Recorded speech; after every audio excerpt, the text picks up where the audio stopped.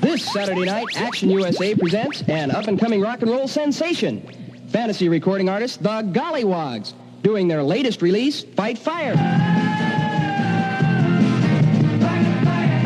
Plus, Brown Eyed Girl.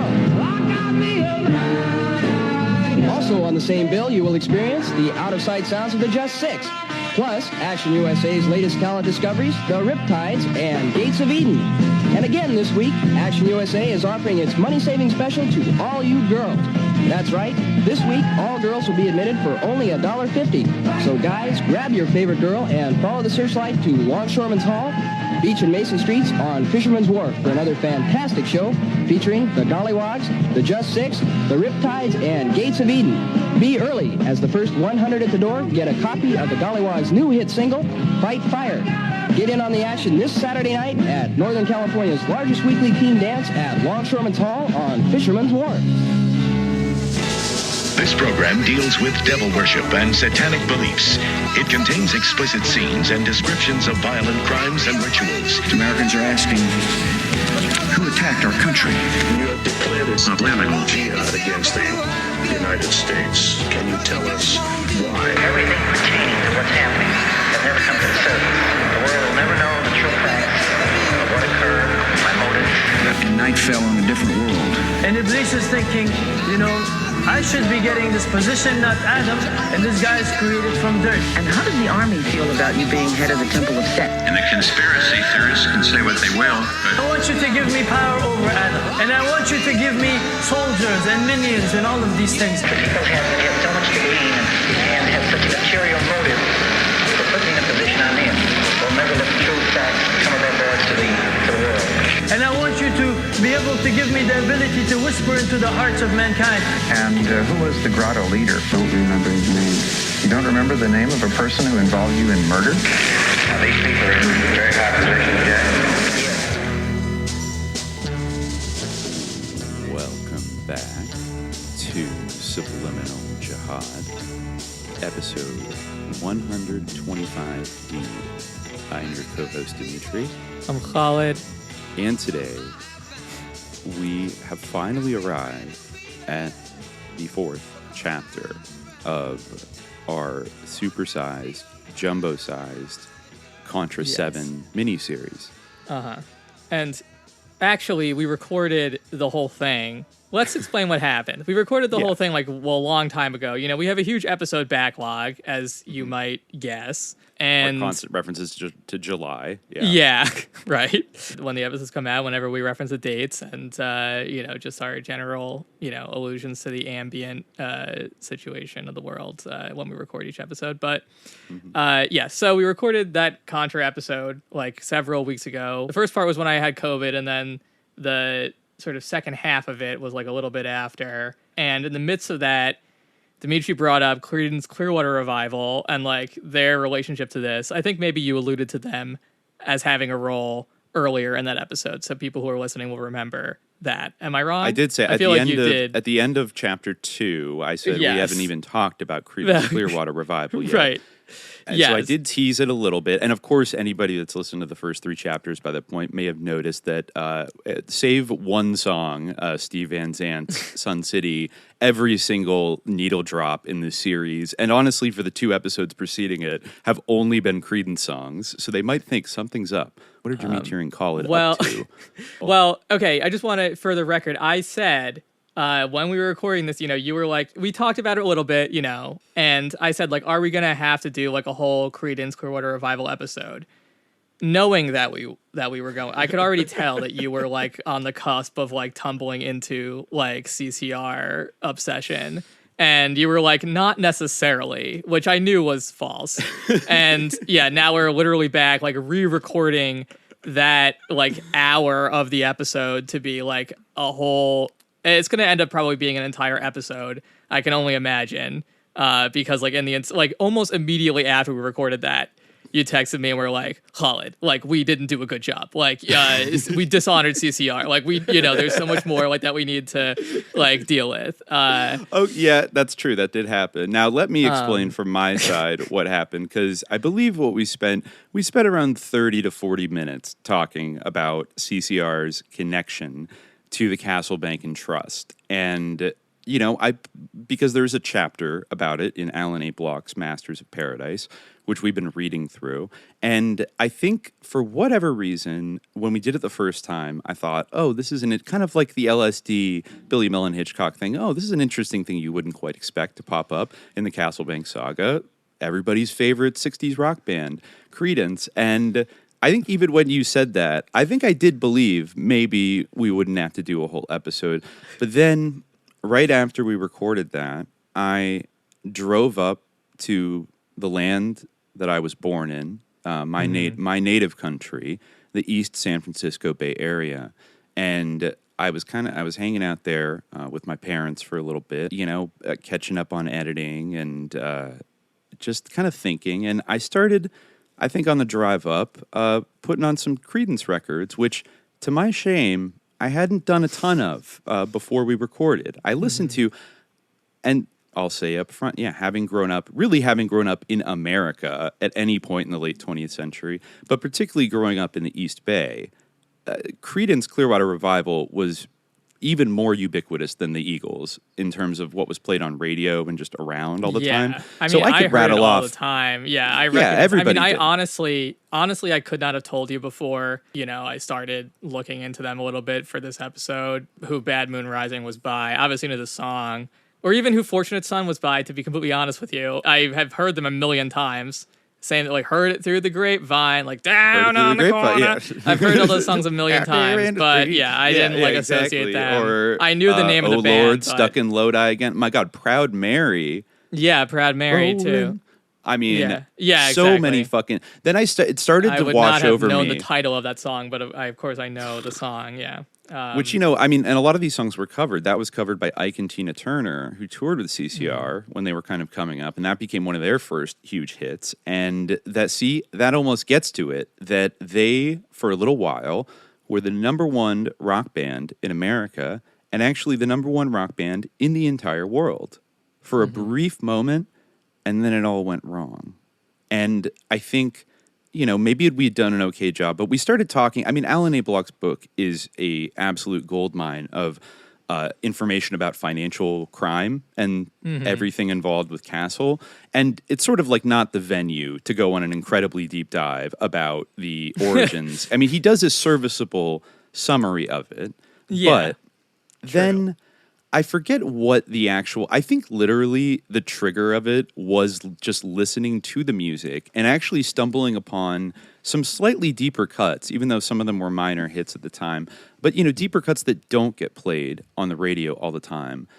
Songs like Don't Look Now and One I Might Close With, Effigy, and I heard it through the grapevine, which I know is a Marvin Gaye song, and I know I've heard the CCR cover, but really listening to the 11-minute cut of it and watching the music videos, because, again, it didn't even dawn on me that I didn't have a good visualization in my head of even, who the guys in CCR were. I knew that there were two brothers, John and Tom Fogerty, and John Fogerty was the main dude.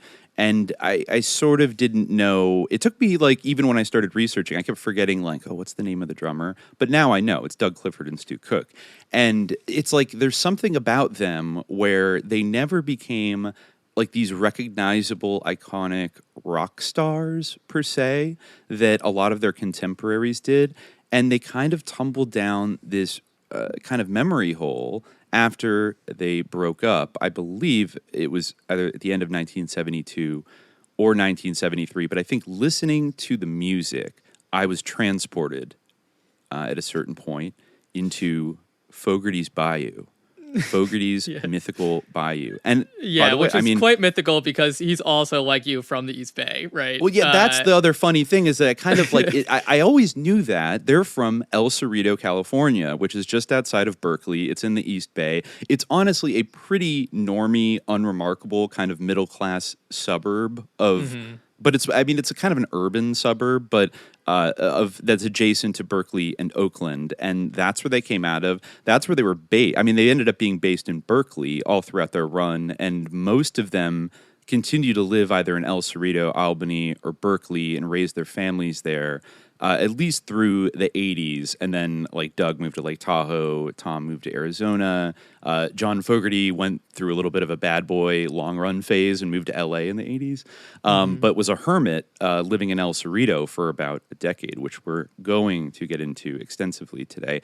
But, you know, there were just a few things that I feel like, you know, it's no knock against Alan Block, but that there were some opportunities to draw some connections, some interlocks, you might say, between CCR, not just between their eventual involvement in the Castle Bank, but really a lot more to do with their entire musical output, their identity, and the historical context that they existed in. Because like you said, I mean, a lot of people maybe are surprised at this point. Maybe a lot of people don't know that they might know Creedence's songs, but when you listen to that, you could not be faulted for thinking that these boys come from the Deep South. From the bayou. I mean, his song is called Born on the Bayou. Like, and he sings it convincingly, which is what kind of shocked people when they first came out. This little Irish boy from El Cerrito with a little, like, mod Prince haircut is belting out these songs like he's like Fats Domino or Bo Diddley, which turned out to be all of their basically musical influences.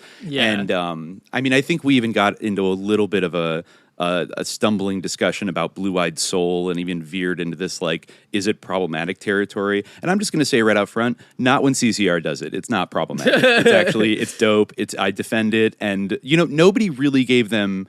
There were some instances, you know, we'll kind of start getting into the sources here, but there were some instances when they blew up. I think Merle Saunders, who was a musician who was friends with them, who I believe was black, was playing, he was either in the Deep South or in Philly in like a black bar, and some Creedence songs came on when they first blew up, and everyone was vibing to it, and he told somebody, oh, you know, these guys are my friends, and somebody was like, those brothers? And he was like, no, dude, like, John's actually a white guy. And everyone got, like, really mad. And we're like, shut the fuck up. You're a goddamn liar. Like, there's no way these guys are white. Like, shut up. And it was, like, a really kind of weird thing. Another musician said that, like, when he bought the records, he assumed they were, like, black guys. And then when he found out, he jokingly said, like, I destroyed all their records immediately or something. But he was friends with them. So I think that there was something that almost everybody recognized about CCR that was just undeniably genuine and came from like a very deep personal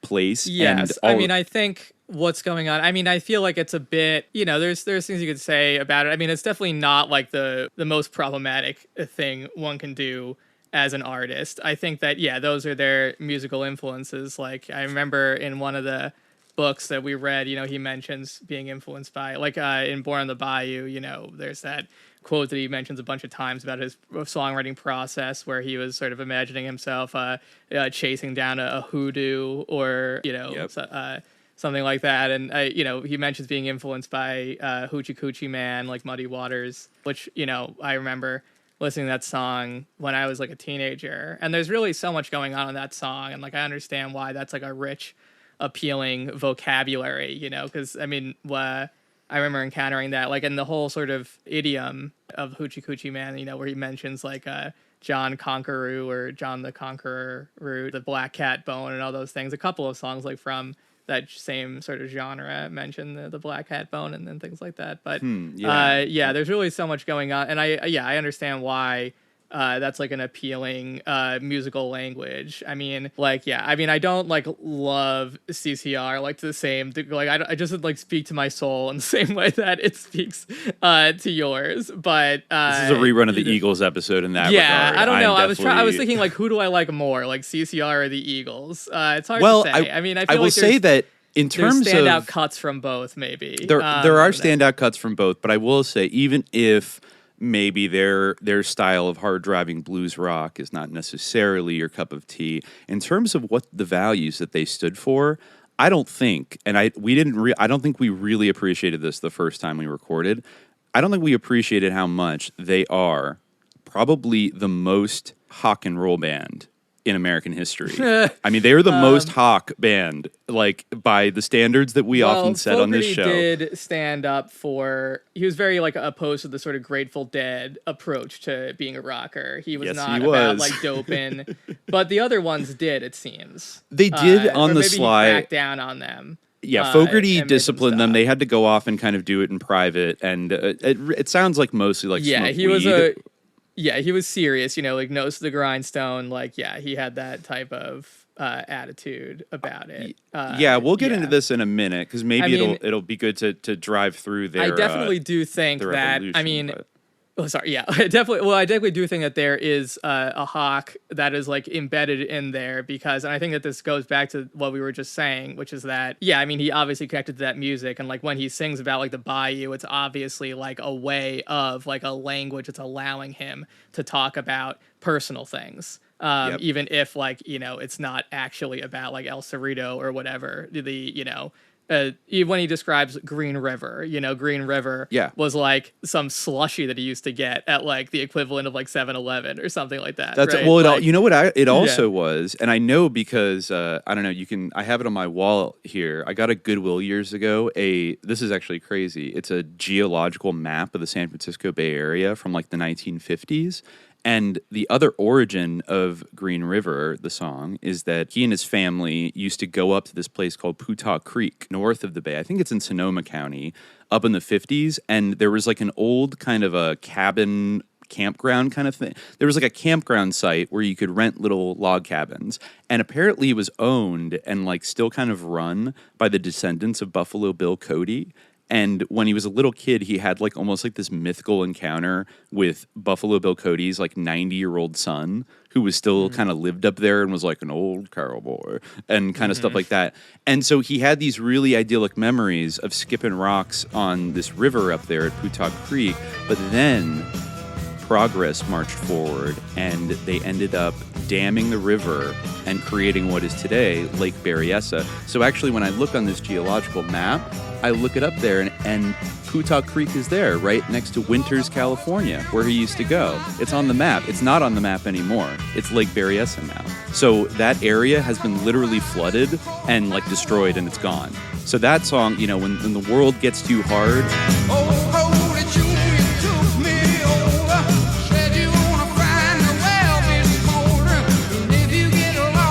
Come on home, Green River.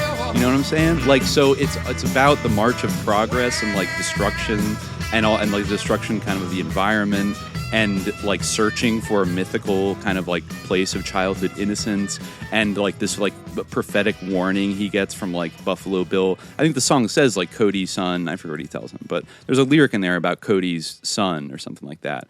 And so that's directly pulled from his personal experience in Northern California. And that really is, I think that's what cracked it for me in terms of the conversation about, are they just LARPing as Southerners? Is that problematic? Because what he really was doing was creating a kind of a mythical construct, like almost like this memory palace, like that served as a like metaphorical space, you're right, to explore things that were happening inside of him and around him in the San Francisco Bay Area. And that comes more to the fore in maybe their more political songs like Fortunate Son. But yeah, because when you hear, I mean, maybe there, as you said, maybe there was a river as well. I mean, this... it was a slushy too. He wrote in his notebook, like I read in that book, Bad Moon Rising, the unofficial sort of, story of CCR. I was 8 years old when he first heard Green River, and he held into that title for a long time. In my neighborhood, if you went to the soda fountain at the pharmacy, you could order different fizz drinks, like for instance cherry cola.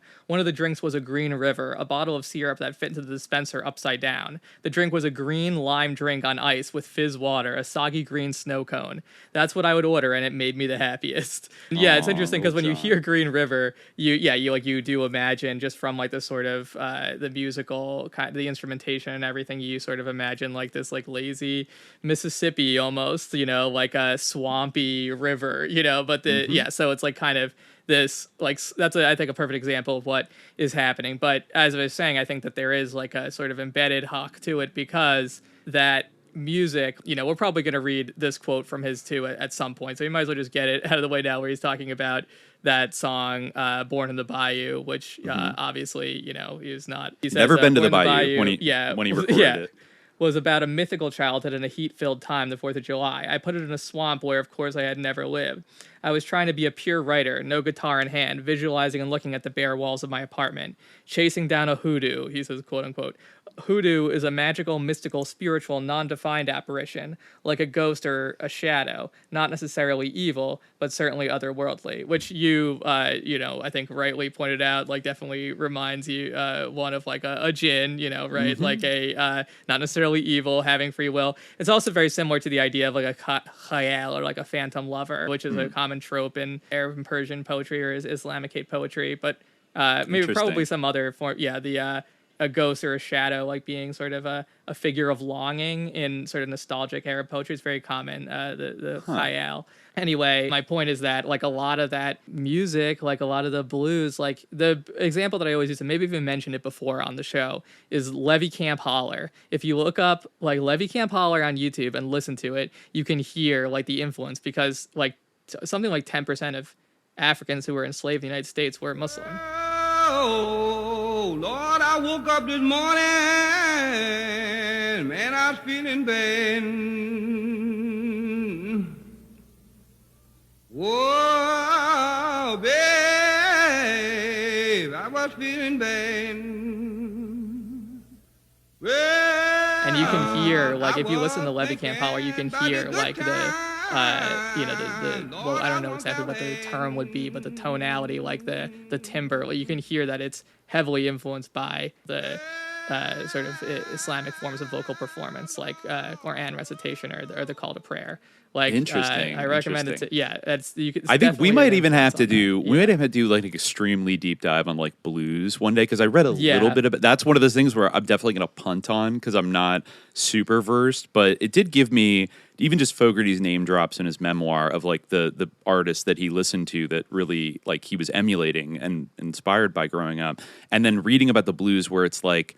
Its origins are, I'm sure academics or historians or whatever have dug up some leads like the one you just described, but it also does have this kind of murky. It developed in a kind of patchwork, organic kind of way in like the Mississippi Delta kind of region and in the Deep South, and really didn't start to be recorded around like until like the 1910s or 20s, and then there were certain innovations that were kind of laid upon it. But really just fascinating that like so much of American music, or like the kind of American music that's still influential to this day, or like modern genres are built upon it. Yeah, this kind of thing that rose up out of like one specific part of the country, and from some of the most kind of marginal people in the country. I think one of the essays like kind of talks about coincidence that's where like the Gullah communities are and everything like that. I think there's definitely not the sole influence. There's other I think African sort of influences, but definitely the call and a lot of some of the call and response and polyrhythms, especially, and then mixed with kind of these certain European influences like the blues scale. I think has some kind of DNA of some, and then also like Irish and Scottish jig music also. I remember reading something years ago about how blacks and poor whites who were like Scotch Irish or Irish like hundreds of years ago would play music together and kind of combine their styles almost into a kind of like rap battle competition where like the Africans would be like drumming and I don't know, like a Scottish guy would be playing a fiddle, and then they would be like shouting limericks at each other. Like people were trying to like top each other with limericks and stuff. This is like in like the 1700s or something. So I don't know. It's just really interesting. I gotta say, like big L for the Yankee population. Like what music have they produced? Nothing. You really got to give it to like the South and like the poor South in particular. And maybe even super particular, like the Cajuns and the Creoles, for developing a lot of this music. And then I think it's also not a coincidence, even though they're way over in the Bay Area, they grew up in a pretty middle-class suburb, El Cerrito, but it was only a few miles away from Oakland, and I'll have to look up the notes to name-check the exact radio station that it was, but they grew up listening to all of the black radio stations in Oakland, because it was within, we talked about, I think, even back in KPFA, the difference between AM and FM in the 1940s and 50s, and how FM radio was a little low-key, a little bit bougie back then. That's why KPFA started in Berkeley, because they could cater to kind of the intelligentsia in the Berkeley Hills and things like that, whereas they initially had tried to have an AM station in Richmond that would like reach the working class population there. But so AM was much more ubiquitous if you're just like a normal person back then. And yeah, we'll get into it in a second about how the Fogertys actually grew up. But they were listening to tons of like blues and doo-wop, music and R&B and gospel music as well was a huge influence, growing up. I mean, they just naturally gravitated towards it as like, this is the best music. I mean, they liked Elvis and other things, they liked some white artists, but it was all guys from the South that they vibed with. And so they did have a little bit of exposure to that type of thing, because, you think about where did most of the black people in Oakland come from? All of them came during one of the great migrations from the South. So you're really talking about like they're living next to a huge population of basically maybe one generation removed black Southerners who brought that culture with them. So I think it's not super surprising that a lot of not just CCR, but all of these rock and roll bands, these white rock and roll bands in the 60s in San Francisco, glommed on to kind of R&B and the blues because they were kind of surrounded by it. We talked about the Eagles and how like most of them grew up in areas where Don Henley and Glenn Frey, being in Texas and Detroit, both listened to a lot of black radio stations when they were growing up, and they really gravitated towards that music and stuff. But there's so much. There's so much interesting. Yeah, and I just wanted to say, I think that is it's interesting how and I think to sort of the original point, like there are like certain ideas or at least certain maybe you could say like vibes that do, and I think it's a very SJ type of thing to observe. I think it's it's something that definitely should be appreciated, like that way or that way in which like a culture and history moves, like that ideas like traveling through these sort of, obviously this is like a super popular band that like everyone is listening to, that people hear all the time, like on all the radio. But at the same time, I think that, there's a certain air, as we've talked about many times about certain subjects, there's an air of like triviality to it in a way. But I think that, there is like a history that is embedded there, like even in a mediated form, like there's a lot, going on under the surface and some of this music. And like, you can talk about like, the whatever, like the issues of appropriation, but the fact is like, it exists already, has been very popular. A lot of these people, like, a lot of these people are very old now, it's like, it's a totally different sort of popular culture in American music at this point. So, I think it's an interesting sort of historical topic anyway. And the way that, as I think you mentioned to me in various texts, like the songs like Sinister Presence or things like that, those Sinister Purpose. Right, Sinister Purpose. Yeah, all right, okay. So, almost from the perspective of like Satan. It is, like from the perspective of Satan. Yeah, I think quite clearly it is. I guess you could like interpret it in a number of ways, but Satan is inherently a kind of abstract figure. But anyway, because or a devilish figure, kind of seducing somebody. Yeah, you can. But live because forever. Those concerns like the occult and the devil and religious themes like loom so large in that music because of its origins and because of like that does in a way like translate into this music, like which it then becomes disseminated in this very sort of popular form. So yeah, it is interesting, and I'll give John Fogerty props for responding to that. So I think that is sort of a hawk impulse for sure. Exactly. And also hating the Grateful Dead. Hating the Grateful Dead, which is one of the most joyful kind of things that I think I discovered in reading a couple of the books. Maybe we'll just say up front, because sometimes people say they don't cite their sources, even though we literally always do. But just to be clear, I think never cite them. Never. We drew, I think, in this mini sort of Eagles, Grateful Dead, SJ Music retrospective of Contra VII, we are drawing from, I think, 3 main sources with a couple little addendums on the side. One is the book. This is kind of, I would say it's the best down the middle. If you're going to read one book about CCR, Bad Moon Rising by Hank Bordowitz is kind of the best down the middle. Because as we're going to see, the narratives get, once we get to the Castle Bank era, these narratives get quite Rashomonic and subjective to the point where, you got to take like a lot of what the band members say about what happened with like a kind of a big grain of salt. Maybe none more so than John Fogerty in some ways, but this is a pretty good overview of the tragic rise and fall of CCR, Bad Moon Rising. Then, of course, I had to dig into the book from the man himself, Fortunate Son, the memoir by John Fogerty, which I think came out in 2014. And then we also found a collection of academic essays from 2012 that I think were put together by Thomas Kitts called Finding Fogerty, Interdisciplinary Readings of John Fogerty and Creedence Clearwater Revival, which had some interesting, more academic stuff there's some good stuff in there. It's I mean, I was boomery. like, at some point I was like, yeah, exactly. Like, it's all these like weird boomers who were just like, yeah, like they just must like just love CCR and like just had to like, one day I'm going to like contribute an essay to like an edited volume like that about Taylor, probably.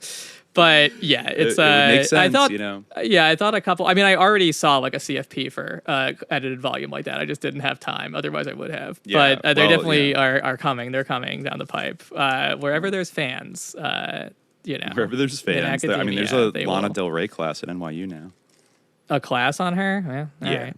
Yeah, her cultural I bet that's influence. popular with the undergrads. Yeah, the future Dime Squared crowd. Is loving it. Okay, maybe we'll start with like Bad Moon Rising. I think again has John Fogerty's memoir. Well, there's a few choice kind of nuggets and things in it that are I'm glad I read the whole thing, though a lot of it is very long and like boomery, and he sometimes adopts this writing style. He sometimes does it in person of kind of this like, aw shucks, gee willikers, like I'm just a 1950s, like, I don't know, almost like being a little too square, like kind of thing where, I don't know. Anyways, there's a lot of bitterness in that book, and we'll see why eventually. And it's one of the really tragic aspects of the CCR story. And I think we'll see that some familiar faces are involved in causing all of that. I'll read the introduction, which is brief, and then it gets into the band's origins, which are interesting. You better be careful, girl. You're all alone. You better be careful, girl. You're on your own. I see the tears begin there in your eyes.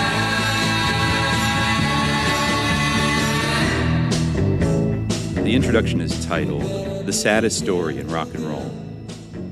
Fame and lasting quality don't often go hand in hand during the last half of the 20th century. When people throw away broken computers and TVs, why should entertainers, performers, and other pop stars be any less disposable? The artists that top the charts one year often never get heard of again.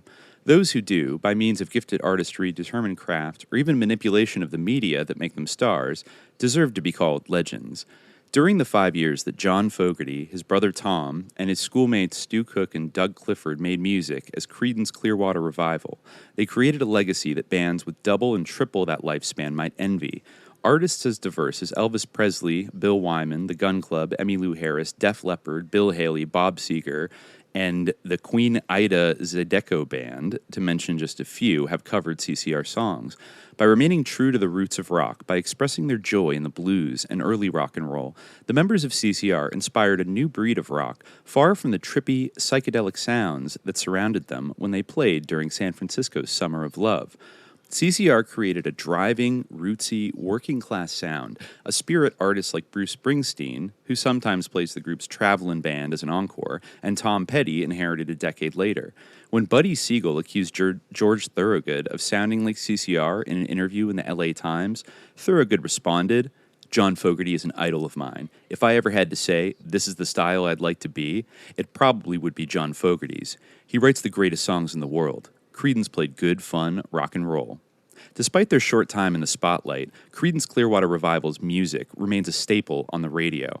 Better than a quarter century after it was first popular, long after many of their contemporaries fell into the abyss of obscurity, their songs and sound still ring in the public consciousness.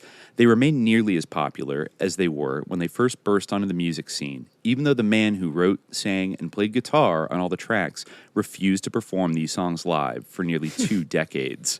Oh, man. Like Elvis or the Beatles, Creedence Clearwater Revival made such powerful music that no fewer than 8 of their 20 singles had both sides hit the charts. In their time, they appealed to both hippies and rednecks. During the late 60s and throughout the 70s, their songs were as popular on truck stop jukeboxes as they were in college dorm rooms and were played on AM Top 40 radio and the newly emerging FM album-oriented progressive stations. Creedence saw the world as their audience. They wanted to appeal to everyone. Literally everyone, John Fogerty said early on.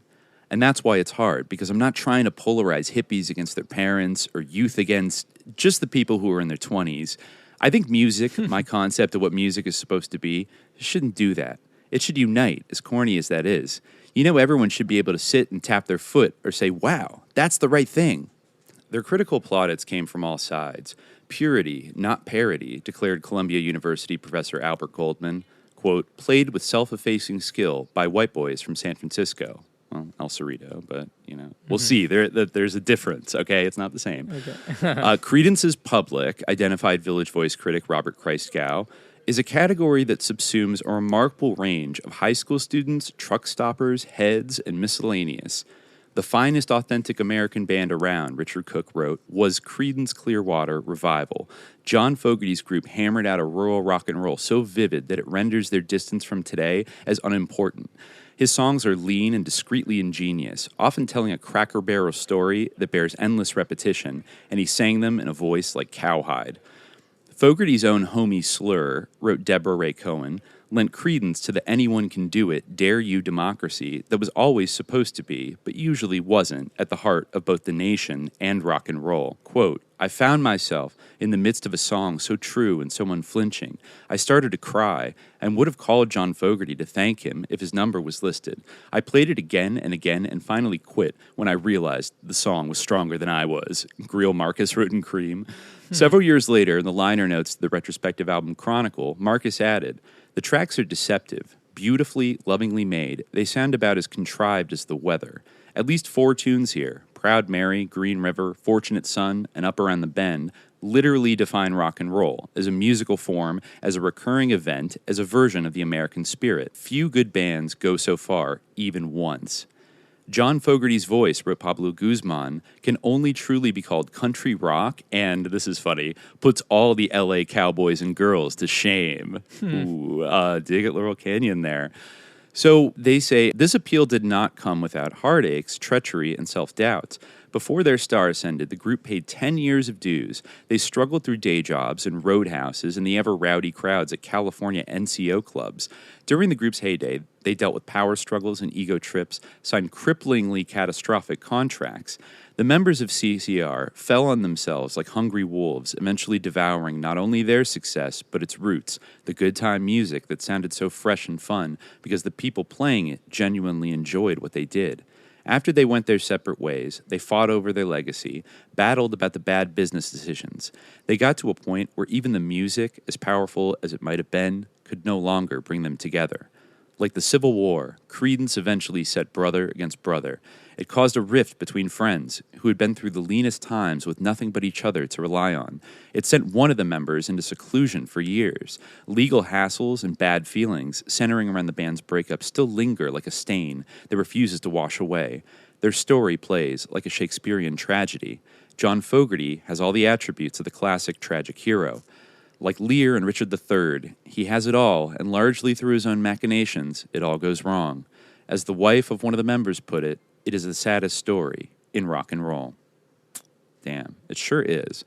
So, okay, so now we jump to their beginnings in 1958. Now I believe, okay, so 3 out of the 4 members were born in 1945, like literally within a month of each other, and I believe Tom Fogerty, I think, was born near the end of 1941, so he was like 3.5 years older than them. And so the other guys were schoolmates. So Bad Moon Rising says, in 1958, rock music had passed its infancy. It was more like a toddler, but it still was not reputable. Not many high schools had even one rock band, let alone junior highs, especially not in a quiet working-class suburb like El Cerrito, California. Only a 20-mile drive from the corner of Hayden-Ashbury in San Francisco, only perhaps 10 miles from UC Berkeley, culturally, those towns might have existed on another planet. During the 50s through today, El Cerrito epitomizes the quiet suburb. Jeff Fogerty, son of Creedence rhythm guitarist Tom Fogerty, still lives a couple of towns away. He asserts El Cerrito is like the most unhip place to be in the Bay Area. It's this little, small, sleepy town 2 towns north of Berkeley. Even so, the 50s wrought changes in the former Spanish settlement, like the decade changed, weird sentence. Okay, things changed in the 50s. When John Fogerty was it's so badly written. Not to be a critic, but when John Fogerty was 13 years old in 1958, he got the yen to form a rock band. Most parents, and even a lot of kids, found rock and roll distasteful. Certainly in Eisenhower's rosy-cheeked apple pie America, healthy adolescents had better things to pursue, especially in El Cerrito. Fogerty, however, had entertained the idea of forming a band for close to 5 years.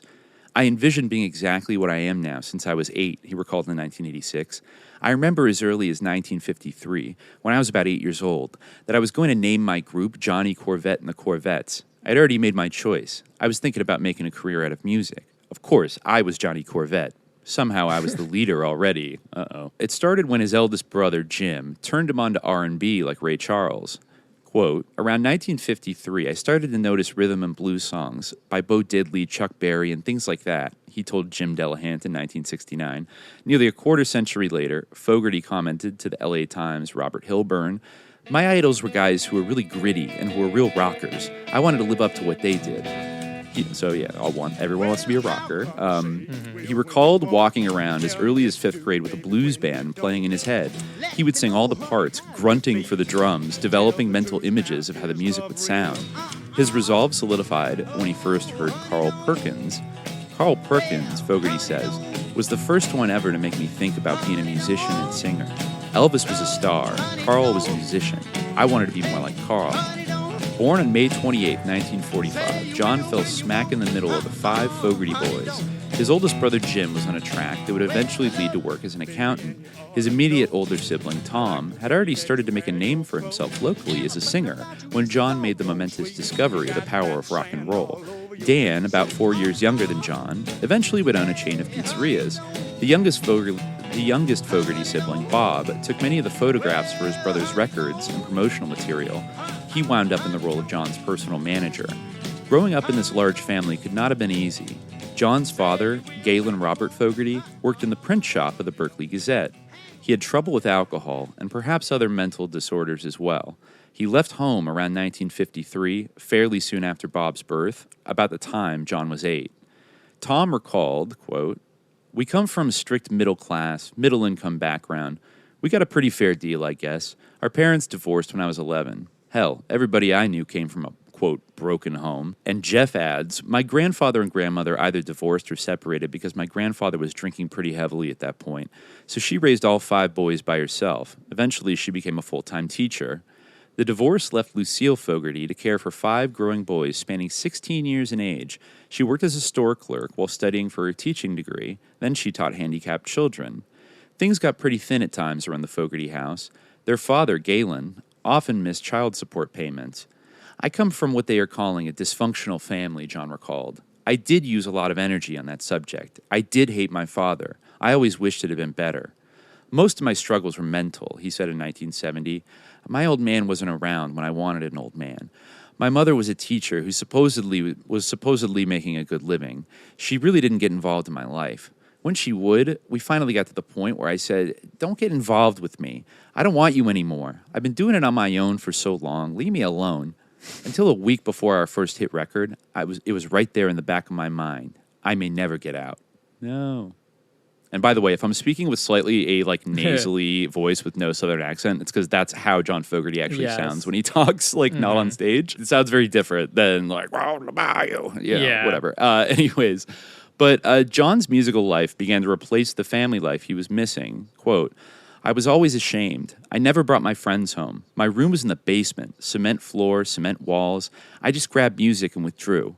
By age 14, John had grabbed music hard, giving in totally to the rock and roll bug.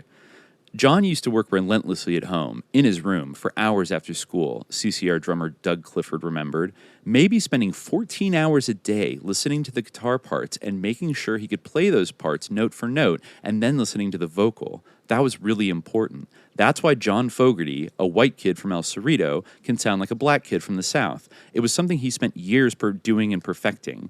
It's a real tribute to John, and a tribute to the artist that influenced his vocal style. Tom and John came by this talent honestly. Their mother, Lucille, was musical as well. In high school, her perfect score in a musical memory contest won her a notice in the local Montana Tribune. She and 12 fellow students correctly identified several compositions, naming the composers and spelling the names correctly. By the days of her parenthood in the 50s, she gravitated towards the Bay Area's rapidly growing folk music scene. I think... let's see, this might be John speaking. We had this great series of music festivals in the Bay Area in the 50s. My mom took me for at least 4 years. You'd end up with only 100 people in an auditorium, and there's Pete Seeger talking about Leadbelly and Woody Guthrie about how music could have meaning. He spoke about songs, about the unions and the Depression days, but also about contemporary problems, like the House Un-American Activities Committee. It showed how music could be a force. All right, pretty hawk, pretty good. If Seeger reinforced the power of the message on Fogerty, another serendipitous folk festival experience solidified music's visceral power. Quote, I'll never forget seeing Ramblin' Jack Elliott. They were testing the sound system at one of those workshops. He gave them a record to test the PA, and all of a sudden, he sings like Ray Charles. You know the night times. That was a song they covered eventually. Oh, right, that was great. A lot of people didn't know what that was, but it went right through me. I saw the joining in that moment. It was all just music. Because of the mother's interest in folk music, there was always at least a cheap guitar in the Fogerty house. John shared it with his brother Tom. He also created his own imaginary bands by copying his favorite records. So yeah, he talks about playing these like old, doo-wop and R&B records. Then he says, Tom and I went and rented an electric guitar for $5 a month. It was a real piece of growl, but we managed to make 2 strings go bing, bing, and play the piano. They would eventually record the parts on piano, hi-hat, and rhythm guitar, and John would add lead parts to this music. Once again, and not for the last time, Lucille found this, quote, weird, but it played an important role in John's musical development.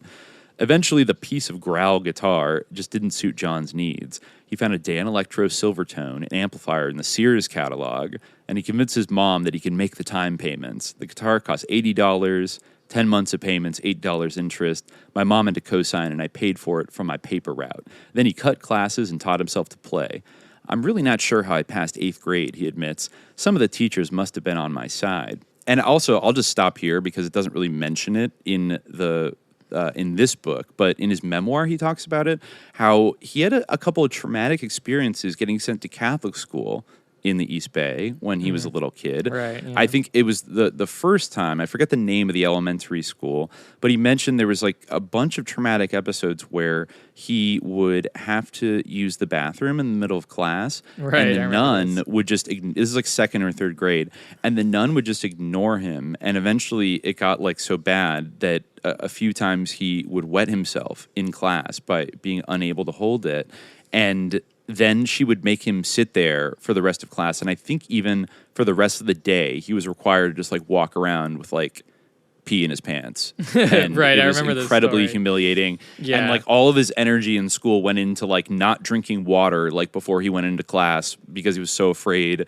that he would pee himself and all this shit. So that was kind of traumatic. And then then I think he went to public school for a little while, and then for whatever reason, his mom sent him back to private school around either in 8th grade or freshman year. So I think it was called St. Mary's. Now this is interesting because he went to, this is a school run by the Christian Brothers, which is a sect that runs a lot of schools in the East Bay, a lot of Catholic schools, including the one I went to. But he had a pretty yikes time at this school for about a year and a half because he mentioned that it was basically known around the entire student body that a lot of the Christian Brothers, who are basically like priests, the very similar type of order, were always hitting on the boys all the time. And he even recounts like one time, like I was either being in a counseling session or confession type thing where he was talking to a brother and he started asking him, well, John, like, do you have any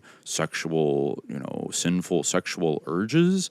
And he's like, I don't know. And he's like, have you ever thought about masturbating? And he's like, oh, brother, I'm getting hit on by a brother. Jeez.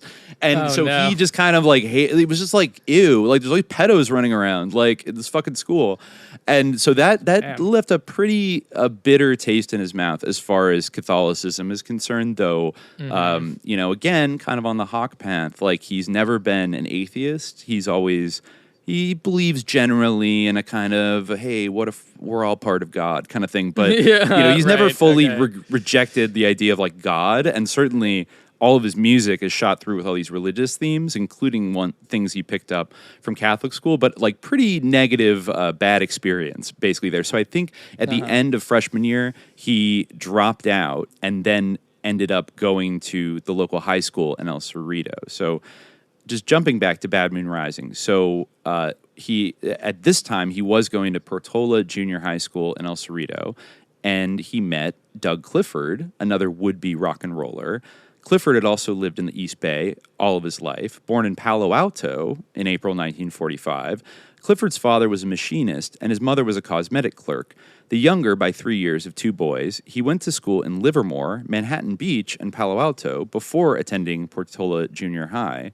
So he must have moved around. Manhattan Beach is in L.A., so I don't know I don't know why they moved around. But Doug recalled that he tended toward hypochondria as a kid. He found polio especially frightening. On the other hand, he was a wiry, athletic kid who would put on circuses early in life. He even had a special clown suit. Later on, he pantomimed to Elvis records. Yeah, Doug Cosmo Clifford is like kind of he's like if Ringo was way more talented at drumming, he's kind of like that vibe. You know, he's like the fun, like party guy kind of in the band, but also a deep lover of nature and the environment.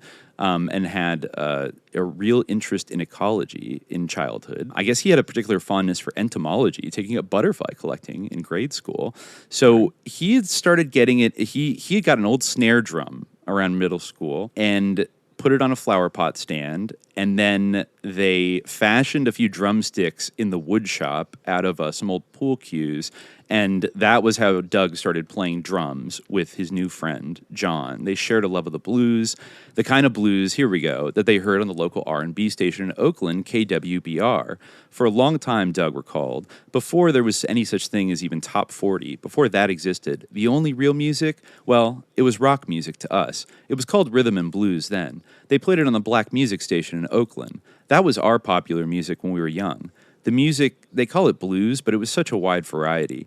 Fogerty recalled among his favorite songs that KWBR played were Smokestack Lightnin' and Moaning in the Moonlight.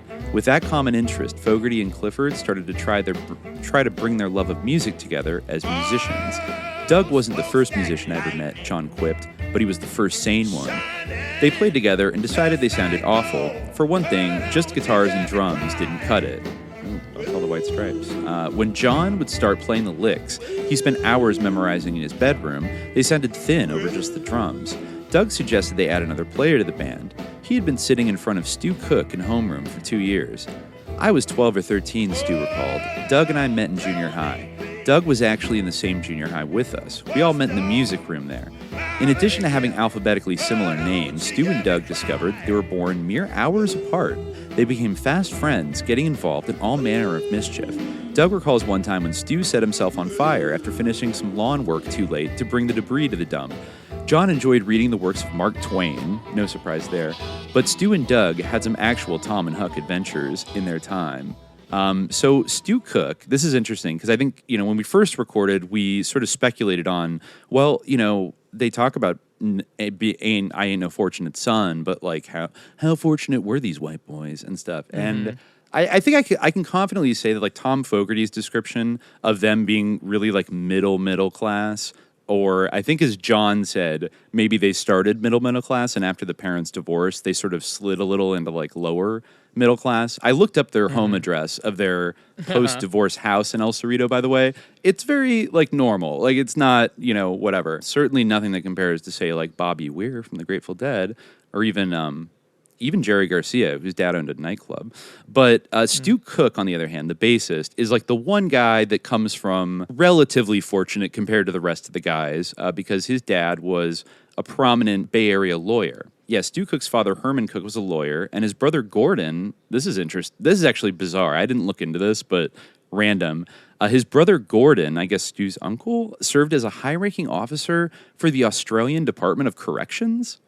I don't know how you go from the Bay Area to working in the prison system in Australia, but interesting. Right. And so they lived in like the El Cerrito Hills, so a little bit nicer than the flats where everyone else lived. So he was so they had kind of like a nicer house, and Stu's family was very musical. I think the dad played trumpet kind of on the side. So Clifford knew that Cook had been taking piano lessons, mostly classical, for years. Cook also played the trumpet, as had his father. Doug also knew that Stu enjoyed KWBR nearly as much as he and John did. I was listening to that station, Stu recalled, the first time my mother ever told me to turn the radio off. The first thing I remember, anyway. They were playing a song called Natural, Natural Ditty. And if I only knew then what I know now, no wonder she wanted me to turn it off. I mean, that was the biggest boogie ever, man. Stu's the biggest hippie of it all. It's ironic Stu grew up the most well-off, and he's like by far the biggest hippie of all of them, so that's interesting. That'll come up later. Cook and Clifford had even tried making music together at various times, but neither of them went about it with John's determination. For them, it was fun. For John, it was deadly serious. The three of them were able to find common ground, however, in the music itself. We were all on the same wavelength, really, John recalled. I just had to decide whether I would join their band or they would join mine. I chose the latter. Once we got started, we were literally the only group playing in school. Doug decided he needed more than just his snare and petitioned his parents for a drum set. Both my parents worked, he recalled. I wanted a drum set, so they gave me the opportunity to get a job. I was the gardener and the maid. I did the dishes during the week. That's how I got my bread for the set. They didn't have to do that. They could have said, look, we're working, you work also. It sounds like that's what they said. I don't know what they mean by it. I guess they maybe like go out and get a real job, like a paper route or something. But okay. Fully equipped with a small kit, a Silvertone guitar, 5-watt amp, and a house piano wherever they played, John, Stu, and Doug called their group the Blue Velvets. While they all enjoyed the blues, they practiced popular instrumentals so they could play at sock hops and parties. These ranged from surf music to Dwayne Eddy to versions of tunes by Ray Charles. They learned the jukebox standards and hits of the day. With greased back hair and white dinner jackets, they went out and became working musicians. This is like when they were like 14, by the way. When we started, we had ducktails and the matching outfits. We were trying to be like the Viscounts and the Wailers. You know, a teen band. The first thing we played for was sock hops at Portola Junior High School. Doug and I had been together since April. We got Stu in September, I think, of 59, and we played the school at the end of 59. And the next summer, we went around to all the county fairs representing El Cerrito Boys Club, that kind of thing. So yeah, they were, you know, kind of playing this stuff. They didn't know too many songs, but it was, I guess, good enough for a bunch of 14, 15-year-olds. They met their friend Jake Rohr, who became kind of like their factotum. Actually, it does quote here a little bit. During his first year of high school, John went from the public system to parochial St. Mary's High, where Tom had just graduated. He recalled one assembly he played there. St. Mary's High, the all-boys school. I got to my solo and went up on the high strings. I was jumping up and down. Everybody started freaking out. Then Brother Frederick stopped the assembly, getting the boys excited. Quote, the boys. There was always this taint of homosexuality going on. Then everybody left the event in shame, as though we had done some disservice to the Christian movement. Yikes. Oh, no. Don't want to get the boys excited. Yikes. Ever the There was truant. always this taint of homosexuality or tint? Taint.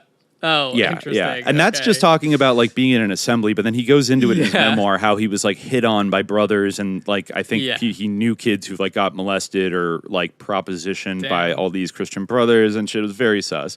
So he did not really so he dropped out a lot. He was a truant during his first semester there, and he got thrown out of St. Mary's. So he wound up back in El Cerrito High with his buddies in the Blue Velvets. So they were, basically they were like the only band in the high school. Because remember, this is before the Beatles and the Bri'ish Invasion and all that shit. So the psyop had not begun. You had to be a little tuned in to like the black R&B station to really, want to rock. Everybody else was, I don't know what they were dancing to, or maybe it was like that myth of kind of anybody can do it had not been sort of established yet. So at the same time the Blue Velvets were establishing themselves, John's older brother, Tom, was also a working musician and singer. He played the high school dance circuit with a band called the Playboys. His vocals were so impressive that one of the top groups in the area, Spiderweb and the Insects, asked him to join. They say he did a version of Bobby Freeman's Do You Want to Dance that would elicit shrieks of delight from the girls in the audience. Wow. I mean, so Tom, a little older, born in November of 1941, Tom was 3.5 years older than John. He had started playing violin and actually took 4 years of lessons. When that didn't appeal to him, he switched to the accordion, then the trumpet. While he knew he wanted to do something musical, he decided none of these instruments fit the bill. A very athletic guy, Tom turned his interest to sports. He played halfback for the St. Mary's High football team in Berkeley until his sophomore year. By then, he had sustained enough hits and tackles that he developed calcium deposits on his femur. He had to wear a cast on his leg for a couple months. That's going to come up later, too. The damage, another American tragedy, the damage this guy just sustained from playing high school football would end up dogging him very tragically throughout his entire life. Sport. Yeah, it is a dangerous sport, you know? Yeah, after he got this like calcium deposit sort of injury and he had to wear a cast on his leg, he caught up with the blues and rented a guitar with John. He still played football when the cast came off, but he pursued music as well. He'd also occasionally sit in with his brother's band, especially when the gig called for vocals. In the meantime, the Blue Velvets were discovering there were just so many sock hops they could play, and during the winter, county fairs are hard to come by.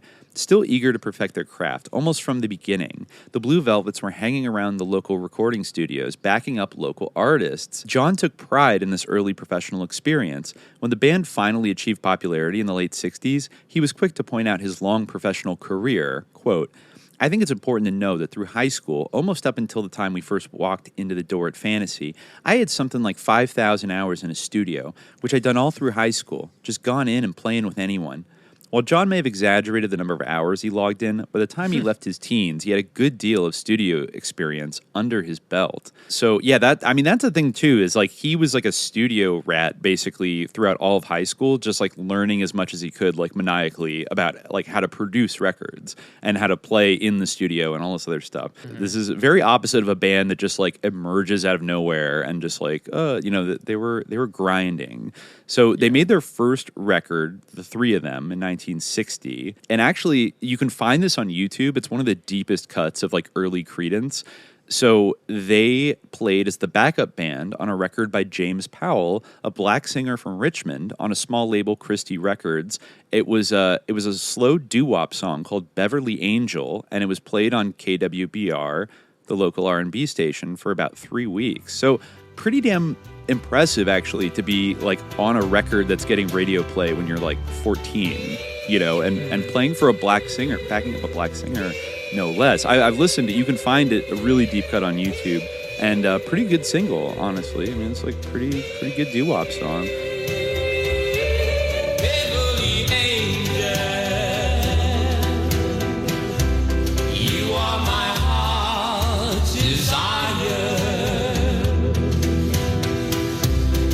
Set my soul on fire.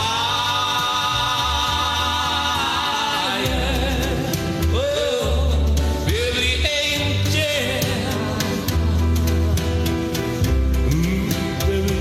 That guy's career, I don't think, ever went anywhere, and that single sort of fell off. But yeah, still out there. Meanwhile, Tom's group Spiderweb and the Insects, yeah, it is. Boy, is it a spider world. Was getting a little attention. They landed a contract. Bob Keane, president of Delphi Records in L.A., they just lost their top star, Richie Valens, a few weeks earlier, and Keane was looking for new acts, hoping to sort of pick up where Valens left off. And so Tom gets his first inkling of, like, he might actually blow up and get, like, a real record deal with this band. But unfortunately, they recorded, like, 2 singles, a pretty good track called Lie to Jane, but then the record just never came out. And they got really disappointed, and they broke up in 1959. And then after he was bereft of a band, Tom asked his brother's band to back him on a demo. There is, I don't even know, that might have been lost forever, the Tommy Fogerty and the Blue Velvets original single that they sent around, but everybody rejected. I'm sure it wasn't that bad, honestly. So it gave them a little bit of cred, and they played locally, but like nothing really happened. Tom was out of high school at that point, and he had married, actually, his high school sweetheart, Gail Skinner, who would become his first wife. Yeah, they got married at 18, and Tom took a job, local Bay Area heads will know this, at PG&E, Pacific Gas and Electric. Maybe more well-known for their horrible infrastructure that caused, like, tons of wildfires the last 5 years. But, so... I don't know. Yeah, he was working for this utility company, but he still wanted to keep his rock dreams alive. And so he convinced his younger brothers, Stu and Doug, that he could be an asset to them.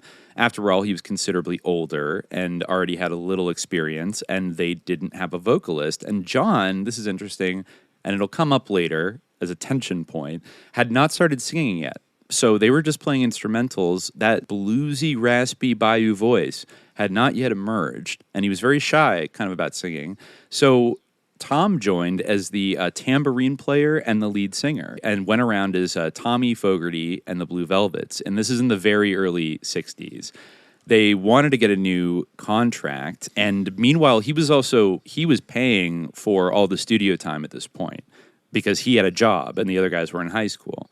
So he's bankrolling the band in these lean years, something that maybe would be unappreciated later. When the band would fight. One of many things. So they made a couple other records that never came out. They would go in and do studio time and play like country and western, R&B, polkas, anything. They would just like do it to like get experience. Let's say they made a single called "Come On Baby" and "Oh My Love."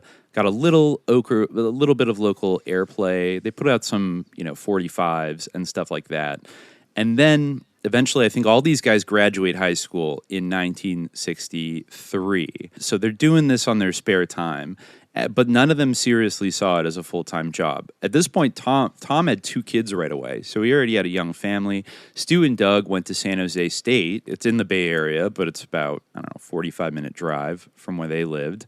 And they played at frat parties, military bases, and bars, even though they were underage. And they continued to work, work in the studio when they could.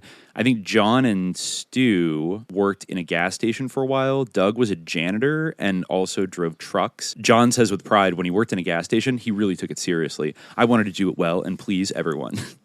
Very much his approach to everything. Yeah. So this is then their first brush with destiny happens, I think, in 1963, because there is a local TV documentary that plays in the Bay Area, and it's this little documentary called "The Anatomy of a Hit," and it's about the making of the jazz single by Vince Guaraldi, "Cast Your Fate to the Wind," which I guess was a rare jazz record to cross over into the pop charts in 63. And so this like little documentary was about this local Berkeley-based jazz record label called Fantasy Records, and it kind of walked through this very humble, scrappy, like cool process of how the owners of Fantasy, who are, I think, the Weiss brothers, kind of these eccentric beatnik sort of guys. They started out in the plastic manufacturing business, and then they transitioned into starting a record company, I think maybe in the late 40s, and they had a little bit of success with signing Dave Brubeck, who I think was a Bay Area native as well. But this is a jazz label, and jazz, I think, already at that point was a little more, fitting with Berkeley and the whole KPFA crowd. It's a little more of an intellectual kind of genre at this point, right? Right. It's kind of a little bit past its peak as a cultural force. So not really this isn't Columbia. I guess it was pretty late. Like, what is this? The late 50s now? Like, this is 63. Yeah. 63. So yeah, you had like the Beach Boys, yeah. you had you already had Elvis. So like early rock and roll. On. Yeah, early rock and roll was already kind of taking it, but of course this is before the invasion, happens. So Tom and John are like sitting around, and actually all 4 of them are kicking it, and they're watching KQED, the local national educational television affiliate, which I think is. That might have been Ford Foundation funded, honestly, or what would later become like the Corporation for Public Broadcasting. But yeah, I know KQED, growing up. Mm-hmm. And so they were surprised that they knew the place where all, this fantasy action happened. They only lived a few miles away. Here they were, a band that started off playing instrumentals with a bunch of them on tape already. And there's this company with an instrumental hit right in their backyard. Within days, they traveled, demo tapes of original Blue Velvets instrumentals in hand, across the San Francisco Bay Bridge to the record company's Treat Avenue office. Oh, yeah, that's right. So they actually had offices in San Francisco at that point, I think.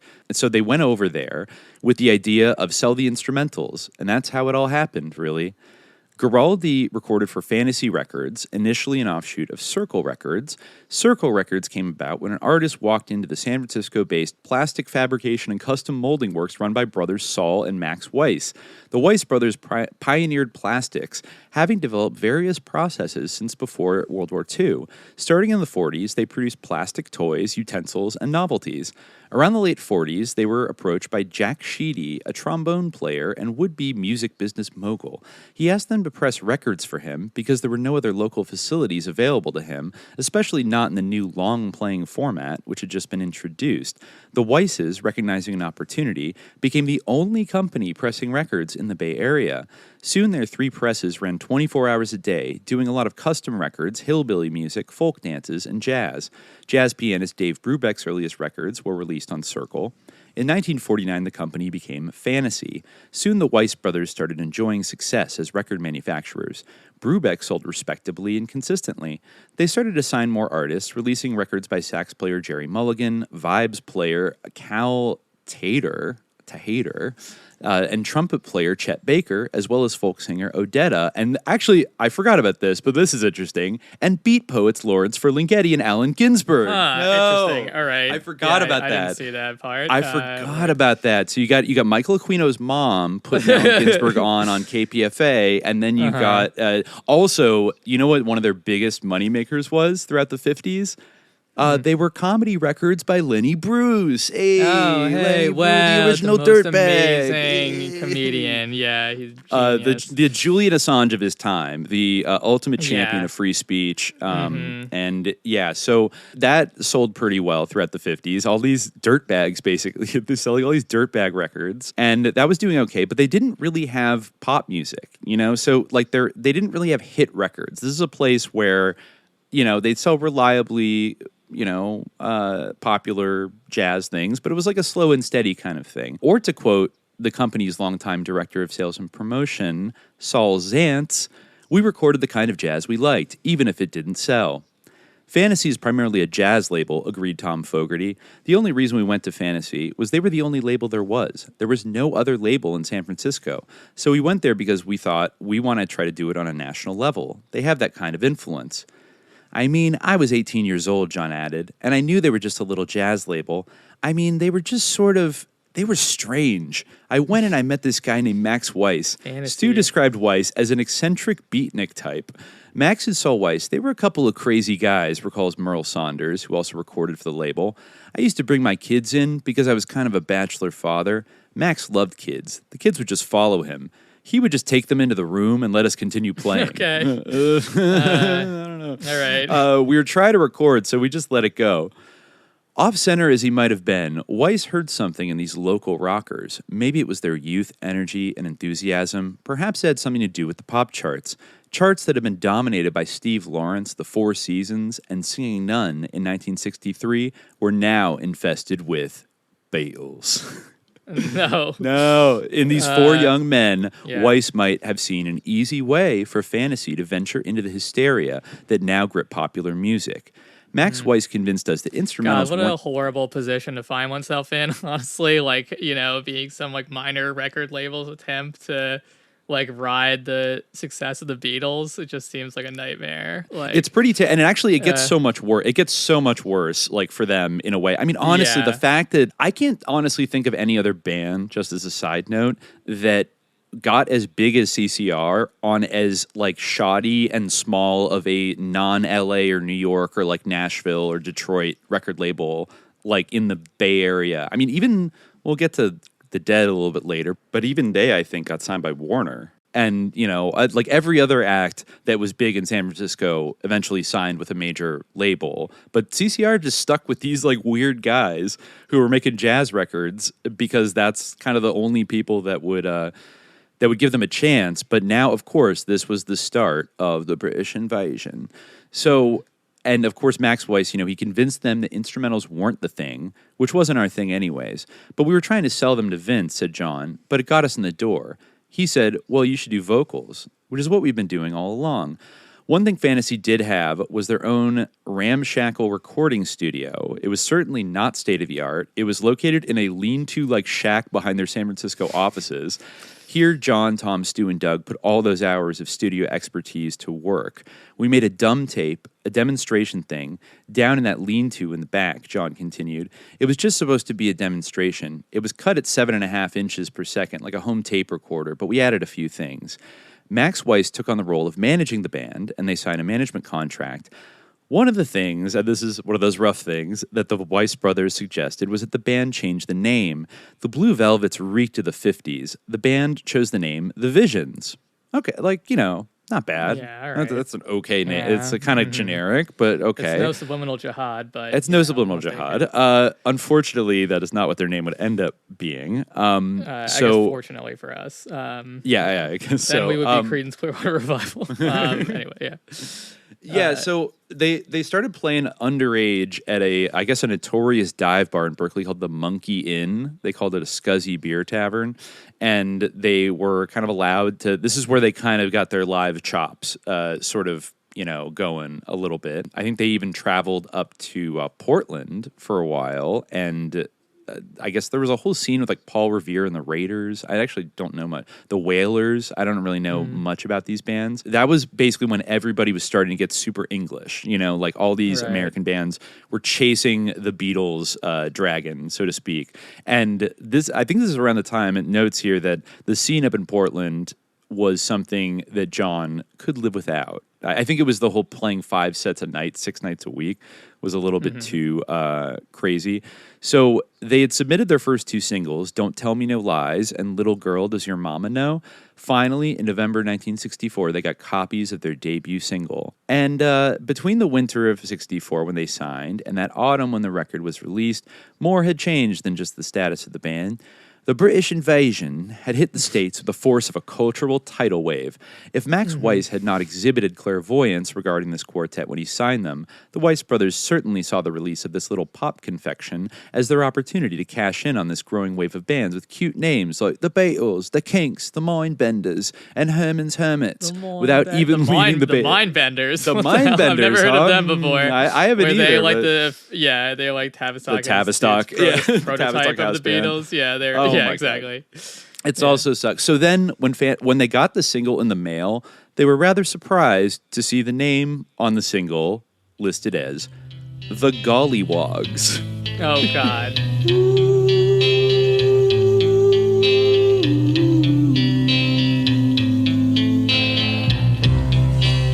Little girl, does your mama know you're out tonight? And if she did, would she die of fright? Just to know you're out with me.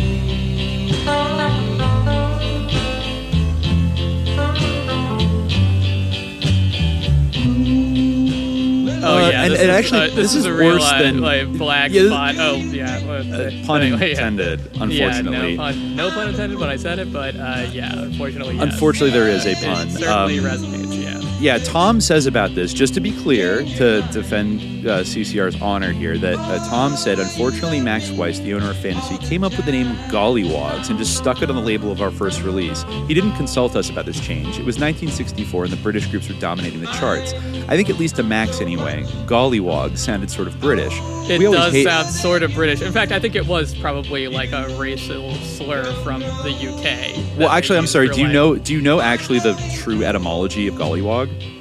I'm not sure where it originates from, but I'm familiar with the doll Gollywog. Well, exactly. That's where it comes from. So, for those who don't know, because I had to go look this up and be like, what the fuck? Is a Gollywog a real thing, or is this a mumbo-jumbo word that they made up? And nope, it's a thing, all right. And it is a type of a doll-like character. And if anybody, dear listeners, if you Wikipedia it, you will see why we are cringing, because it is basically a blackface doll. Like, it is like a comical... Yes, it does sound sort of British because it sounds exactly like... I mean, I guess wog is also... that was a nickname for... slurs, but yeah, like... I remember people still would use that in the Afghan War. Yeah, it was, I think, for Indians and, like, South Asians, that became... a pejorative like term. Of, like, related. Yeah, these terms must be related. But I think it does originate. So, yeah, it does sound... I mean, I guess, yeah, if you're thinking of, like, what's... iconically British, like this, racial slur. And also but this is also a very popular kind of children's toy doll in the UK and Australia. Into the 1970s, eventually, let's see, the doll is characterized by jet black skin, eyes rimmed in white, exaggerated red lips, and frizzy hair. It basically looks like Little Black Sambo. Literally a blackface minstrel tradition, and the word is now regarded as a slur towards like black and brown people, and they just thought, oh yeah, this would be just kind of funny. Also, by the way, I noticed that this was created by an American-born English cartoonist named Florence Kate Upton. How much you want to bet? Remember the supermodel Kate Upton? Mm-hmm. How much you want to bet? Florence Kate Upton is. I feel like I've read that she came from some kind of like old money family before. Upton does sound like. It's literally Upton. Yeah. I bet if I take 10 seconds to look at the Wikipedia. Well, no, it doesn't say that. Interesting, but she did create this racist doll. So that's a proud legacy to have. So they apparently neither Creedence or Fantasy Records understood the true like racist connotation, which is also what an awful name for a bunch of white boys that are playing black music.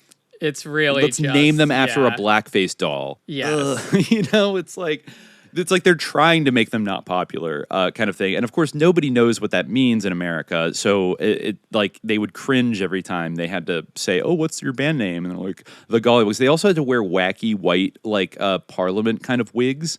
Or whatever, like almost like white afro wigs. Oh my god! At first, it seems like they were kind of being deliberate, like with it. Maybe like there was like a little bit of naivety on the part of like CCR, but like it almost seems like the people who chose the name and like chose the wigs like knew what they were getting at. That totally like I definitely give CCR the benefit of the doubt because you couldn't Wikipedia things back then, anyways. But I give them the benefit of the doubt, less so Fantasy Records. I think that they were just like, yeah, whatever, who cares if it's racist, like. Maybe they thought there was an appeal in kind of leaning into like this weird blackface kind of thing with like these white boys. Like I don't really know. Yeah, I don't know. I'm not really sure. Like, I would believe that it was still something that like was a popular doll in the UK, like in the 60s. It was, yeah. Yeah. In fact, I'm actually seeing an article from 2017 that is saying, to me, Golliwogs are racist, but a tea room tangle and a new poll shows Britain disagrees. So to this day, there's like people who hold out. It's like, don't take away our Golliwogs. Like, you're just exactly. Wokeness. Exactly. Stop blaming the Queen for slavery, Don Lemon, et cetera. Everyone's mad about it. So, it really sucked. They tried to basically, I think they ditched the wigs pretty quickly because it was just like so stupid. And, they actually, there are still recordings of the Golliwogs around. It is interesting to listen to them because John Fogerty, by the way, hates the Golliwogs music, says it sucks, and he would have destroyed it if he had the chance. He destroys all of his music, by the way, that he doesn't release. He believes that the most shameful thing ever is like record companies releasing outtakes and stuff that artists have done because they're bad and like nobody should ever listen to them and whatever. But honestly, I'll probably drop a few little Golliwogs tracks in this episode. Pretty solid, like 60s, like Bri'ish Invasion-y kind of fun band. Like nothing, not what CCR would become, but they got slightly better gigs out of this, and the singles sold a little bit, but they still were a local band. Also, one thing to harp on here again is that like when these guys first got their record contract, Tom Fogerty was the lead singer, not John. Eventually they started to share lead vocal duties, and this is around the time that John Fogerty started to develop that grunting, growling voice. And I noticed that Tom said in an interview in the mid-'80s with MTV, among a lot of kind of cryptic like things, this is when they were fighting. I think that he had one of the most unique voices. I used to tell him, and I guess it's okay for me to say it, I was the first one that heard it. So I used to have to reinforce him and say, I think it's right up there with Ray Charles and Van Morrison. It's a voice that's distinct, and everybody already really liked that voice. And I had no idea that he would go on to write such great songs too, though. So I think he's great. He's very soft-spoken. And it was actually me that encouraged John to start singing that way. Because I told him it was really quite special. You got something like Howlin' Wolf or something like that. And he was very scared. I mean, he was saying it in a kind of way of like, don't forget, little brother, that you were too afraid to sing. And like, I stepped aside because I realized that this is eventually what happens, is they gradually start to be like, John's got this amazing, raspy, powerful voice. And Tom Fogerty, later I'm going to clap back against all the haters of Tom Fogerty, but like his voice is clean, more sensitive, and really fit for like early Beatles and before that. But as the 60s got more wild and like crazy, you know, it really fit the moment to have John Fogerty out there just like belting. So, you know, there wasn't really big ego about it at the time. It just seemed like this is a smart move to make and stuff. So, you know, they're starting to get a little bit of traction. And yes, it says even here in Bad Wind Rising, rather magnanimously, Tom was willing to share his lead vocal duties with John once he heard him sing. I realized John should be singing lead, Tom recalled in 1971. I could sing, but he had a sound. I'm gonna leave you, baby, early in the morning, I'll be gone, like a song at the end, 'cause you begin to irritate, I just can't wait, I pack my bag, what a drag, gonna leave this place, your ugly face, your midnight creeping and the door keeps squeaking, 'cause you can't be true, gonna leave you, baby, there's nothing to me you can say, 'cause I feel this way late at night, it just ain't right, you run around, I put you down like a ton of lead, that's what I say, 'cause you can't be true, oh, you can't be true. Around this time, Tom started to learn to play the rhythm guitar seriously, as opposed to the kind of fooling around he and John used to do with their old rented instrument. John started taking over vocal chores. He screamed the vocal to compensate for the poor PA systems in the venues they would play, and developed that raspy blues-dripping holler that would become his trademark. He says, I used to get sore throats, but after a while, there was a power there I didn't know I had. I began to hear a sound, so I began to try songs that would go with that. Hully Gully was one of the first. I could just shriek that out. In the meantime, they decided that Stu, who was playing piano, should switch to electric bass to be more rock and roll. One day, John said, I turned to Stu and said, from now on, you're the bass player. Get a bass. And he got a cheap bass, a St. George, and I began to teach him. So yeah, they start to switch up and form into what would become their final lineup. And, you know, things are going well, and it's cool.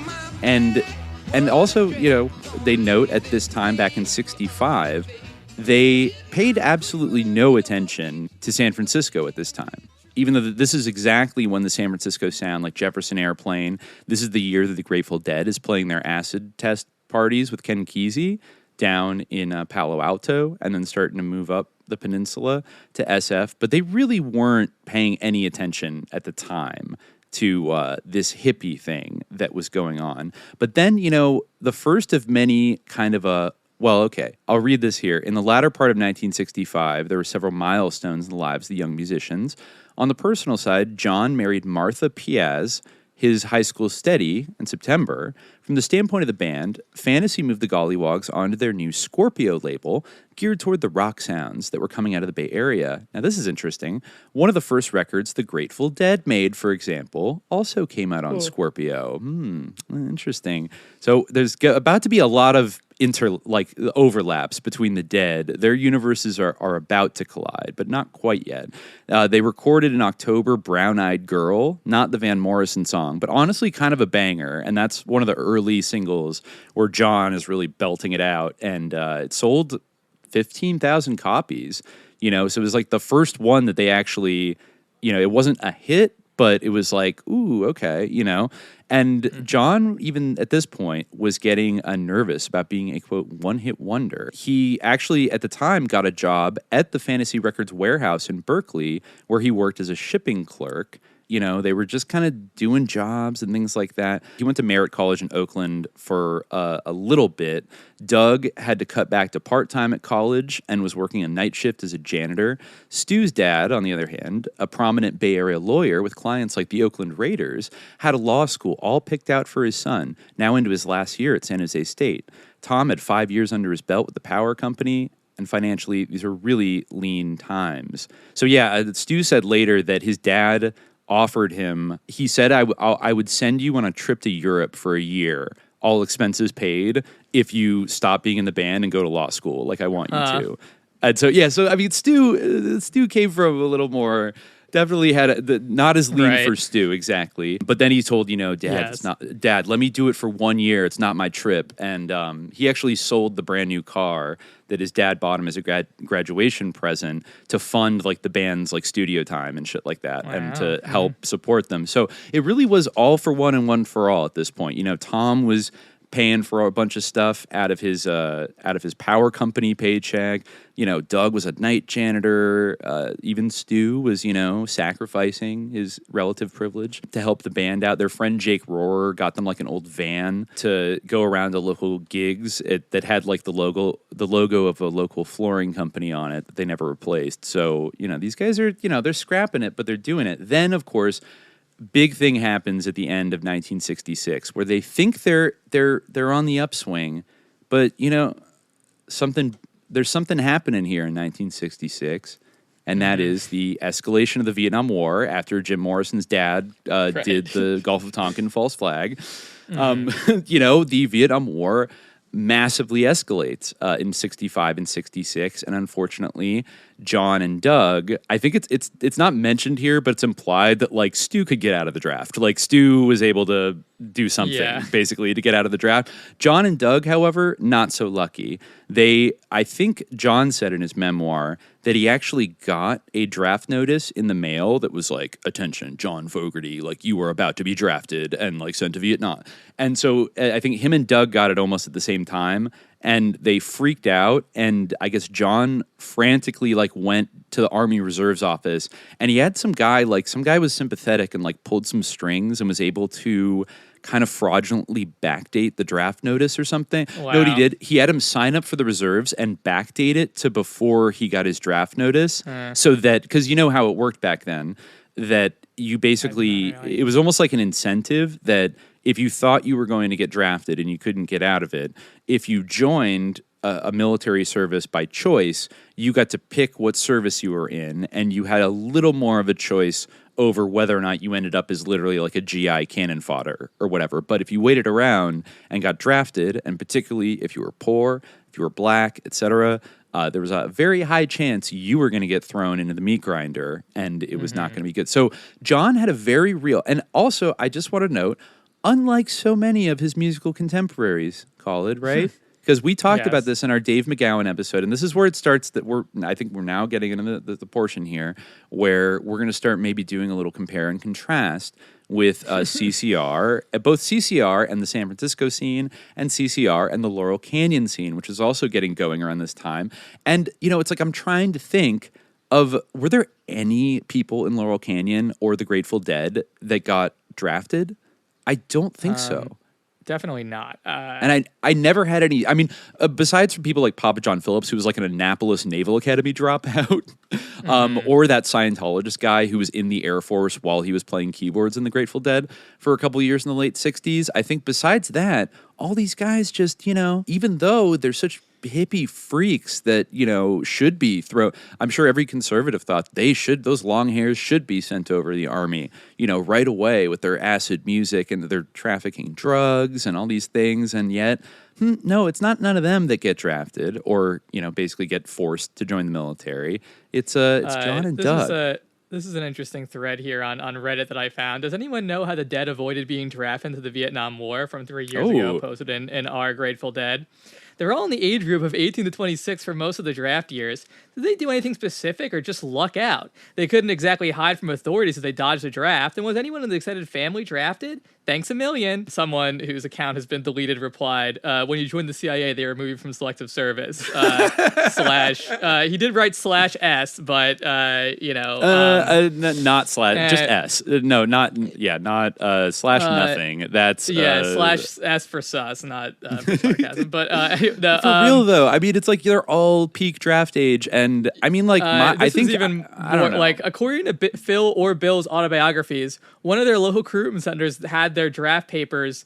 It burnt down the day before they were due to join up. Wow. Wait. The Grateful Dead coincidence. Wait, the draft center that the Grateful Dead were supposed to report to burned down? Yeah, it burned down, and it had their draft papers, and it just burned down. According to the book Deal from Billy, according to these Redditors. What year did it say? What year that was? And no, it doesn't. You might have to check the book. But it's like it might just one of be the first of many reminiscence. Bay Area buildings that Michael Aquino would secretly burn down until years later. Seriously burned down. This actually reminds me of a funny Reddit thread that I saw on the Subliminal Jihad subreddit. I try to avoid going on Reddit, just especially reading anything anyone says about our podcast on Reddit. It was like, have Dimitri and Khalid ever done psychedelics? Because, they can be quite negative about them. Someone was speculating and said, I doubt that Dimitri has ever done any psychedelics, because of his preference for the Eagles over the Grateful Dead. The Eagles literally came up with their name on peyote. Like, what are they talking about? Like, no, the Grateful Dead are awesome. The Eagles are lame. And also, no, you know what? And for the record, the answer is yes, and I still think they're sus. So fuck off. It was one of the more amusing things that we saw on Reddit. But also, it's different. Anyway, just to in case these Redditors happen to be listening, it's there's a difference between the Pritzker commercialization and the developing industry around or even the sort of cultural movement towards everybody being encouraged if they work at a law firm or in Silicon Valley to microdose constantly. There's sus aspects of that. Whatever, I'm sure if you had a nice time on mushrooms, I'm not saying that you're whatever, do whatever you want, but this is whatever. But the funny part of it was that they were very aware. There's no way. If you had been turned on, man, then you would know. Yeah. Well, I think if you were enlightened, then yeah. We're about to piss all those people off shortly with John Fogerty's stance on LSD, which I definitely did not know about. But so John ends up getting drummed into the Army Reserves, where I think for the most of the time, there's actually some good anecdotes in his memoir about those days for him, which were very fraught and very stressful, basically because he very much did not, quite understandably, did not want to go to fucking Vietnam. That was, I was just talking to my dad. My dad, who was in college at the time, had his draft notice served to him. He got out. I don't know if the doctor was wink, wink, I don't know. He'd fucked his knee up in high school playing baseball, and the doctor was like, you're 4F. But it was I don't know. It was at a point where the war was going badly, and he really didn't want to go, but he didn't he figured, well, I got drafted, fuck, okay. And all of his roommates got drafted too. And I think one of them had an uncle who was a surgeon or a doctor or something who wrote up some bullshit medical thing, and he went off to basic and then showed up 2 weeks later. It was hey, and basically got out of it. But then their third friend did get drafted and had to go to fucking Vietnam. So it's that was a real thing back then. A lot of people had to live under the shadow of that, of really getting sent off to this horrible fucking war that was stupid and evil, and maybe get killed in it. And stuff. So, John Fogerty was very much in this camp. And of course, it had a strong impact, I think, on his musical direction that he would eventually end up going in. And I think that's also where he got the idea for kind of his first sort of Creedence-y song, Porterville, when he was running around. This is the first time in his life he actually went to the South. He, I think, served he had to do 6 months of active duty. That was the deal in the reserves. So you do what, 1 weekend a month, 2 weeks a year for 1 year, and then you had to do 6 months active. So he got shipped off to the South for the first time in his life, not to the bayou. He wouldn't go there for another few years, but I think to Fort Knox and Fort Bragg and Fort Lee, and then got sent back to the Bay Area. I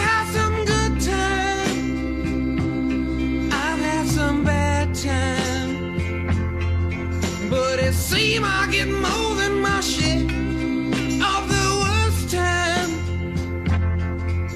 There ain't no place in this whole wide world for one lonely boy. Seem I ain't never gonna find no cause for joy. Some people get rich, I would only get poor. Some people have a good time, wouldn't let me in the door. I've been halfway around this world, nothing did I have. But now it seems my turn has come, the time for me to grab. You got to get it before it gets you.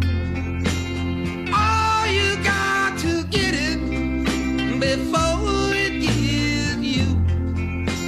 Lord, you got to get it before it gets you. Everything will be alright.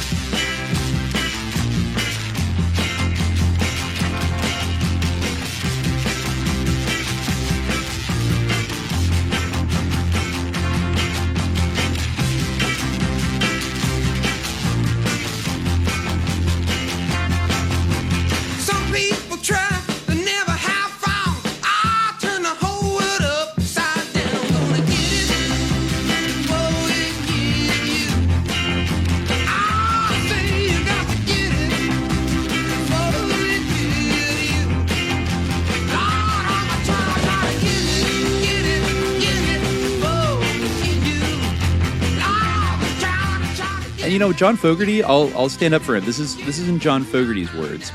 In 1966, Vietnam was on every young person's mind. The draft loomed large. We'd start to talk about it and ask each other, well, why are we in Vietnam? And we go around and around and never really have a good answer. In the early stages of the conflict, I was more gung-ho, thinking that's what America should do. But the reasoning started sounding more and more flimsy. Most of it was just a sham. A couple of egocentric politicians too full of themselves to listen to their own people and who had the incredible arrogance to send our young kids off to die. My generation just thought it was the most sorry, useless exercise that our country could be involved in, and we were powerless to stop this stupid thing, but trying our darndest through protests, music, and all the rest. At the time, I really didn't understand all the implications, but as I got older, I began to feel that the war, and probably most every war that's ever been fought, wasn't actually about the flag. It was about a very small group of rich, powerful people, usually men, who were able to bamboozle a nation to go to war for some myth that they had created. This gets shrouded in patriotism, but it basically comes down to money, making a profit. Vietnam was surely about that. 100% spot on. Regrettably, it's become a familiar story. The powers that be prey on the patriotic feelings of our youth, young people who have very noble ideals and want to go out and do what they assume are good things.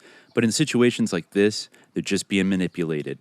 That's the part that really makes me mad, even now, because I believe the wars we're in are not for the good of America or the American people, just for some businessmen to make a lot of money. To use American citizens, basically kids, to fight and die for big corporations so they can make billions of dollars is just shameful.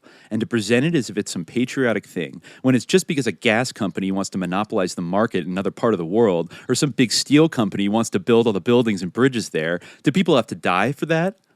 Oof, spitting fire. But I wasn't thinking about this back before I was drafted. I wasn't even going to be drafted. I was classified 4F, meaning unfit for service. That was a good thing. I know a lot of people would say, God, how unpatriotic. You're supposed to go out and fight for Uncle Sam. I'm sure in some quarters there are folks who have strong feelings about what I'm saying. It'll strike some as vaguely un-American, even cowardly. I get that. Now, had I been around in the wake of Pearl Harbor, I'm quite certain I would have felt differently. But Vietnam was something else. Most of us felt that if you got drafted, you were going to Vietnam. And if you went, you were probably going to die. It didn't feel like, oh, here's my chance to be a hero for my country. Being drafted, you could just immediately see the other end of it. So I received my 4F, and I was smiling. A couple months went by before they sent a letter saying, oops, we made a mistake. You've been reclassified. You are 1A. After that, I got my draft notice. I lost my job at the gas station because I told the manager the news, and he still said, John, you have to come into work today. I said, Al, I just got drafted. In 30 days, I'm gone. I have to go out and see if there's anything I can do. So I was fired. Damn. Like, what? See, not a fortunate son. I went out looking at the Army Reserve. Not a fortunate sign, yeah. No, not very fortunate, unlike some bands. I went out looking at the Army Reserve and National Guard in the Bay Area, but they were full and couldn't take more people. I came home from one of those days a little distraught, and my wife, Martha, told me she had called a reserves unit. There must have been something in her voice talking to that sergeant down in the Army Reserve, because he told her, you just tell him to come on down here. I told him my story, and he signed me up. He must have put a certain date on my papers, perhaps a date that was earlier when I received my draft notice, so that I had officially signed up before I got my notice. I was now in the Army Reserve. I never actually got to thank that guy again. He was an awesome, soulful person. Yeah, and meanwhile, Doug was able to catch a slightly lucky break by joining the Coast Guard Reserve in a similar manner. So he had to spend like a year and a half like floating around on boats and stuff. So not too bad. But okay, so John Fogerty goes into the Army. His first thing was a 2-week summer boot camp. One sergeant in particular just liked the sound of my name. Hey, Fogerty, where's Fogerty? I got ... noticed, and I didn't like it.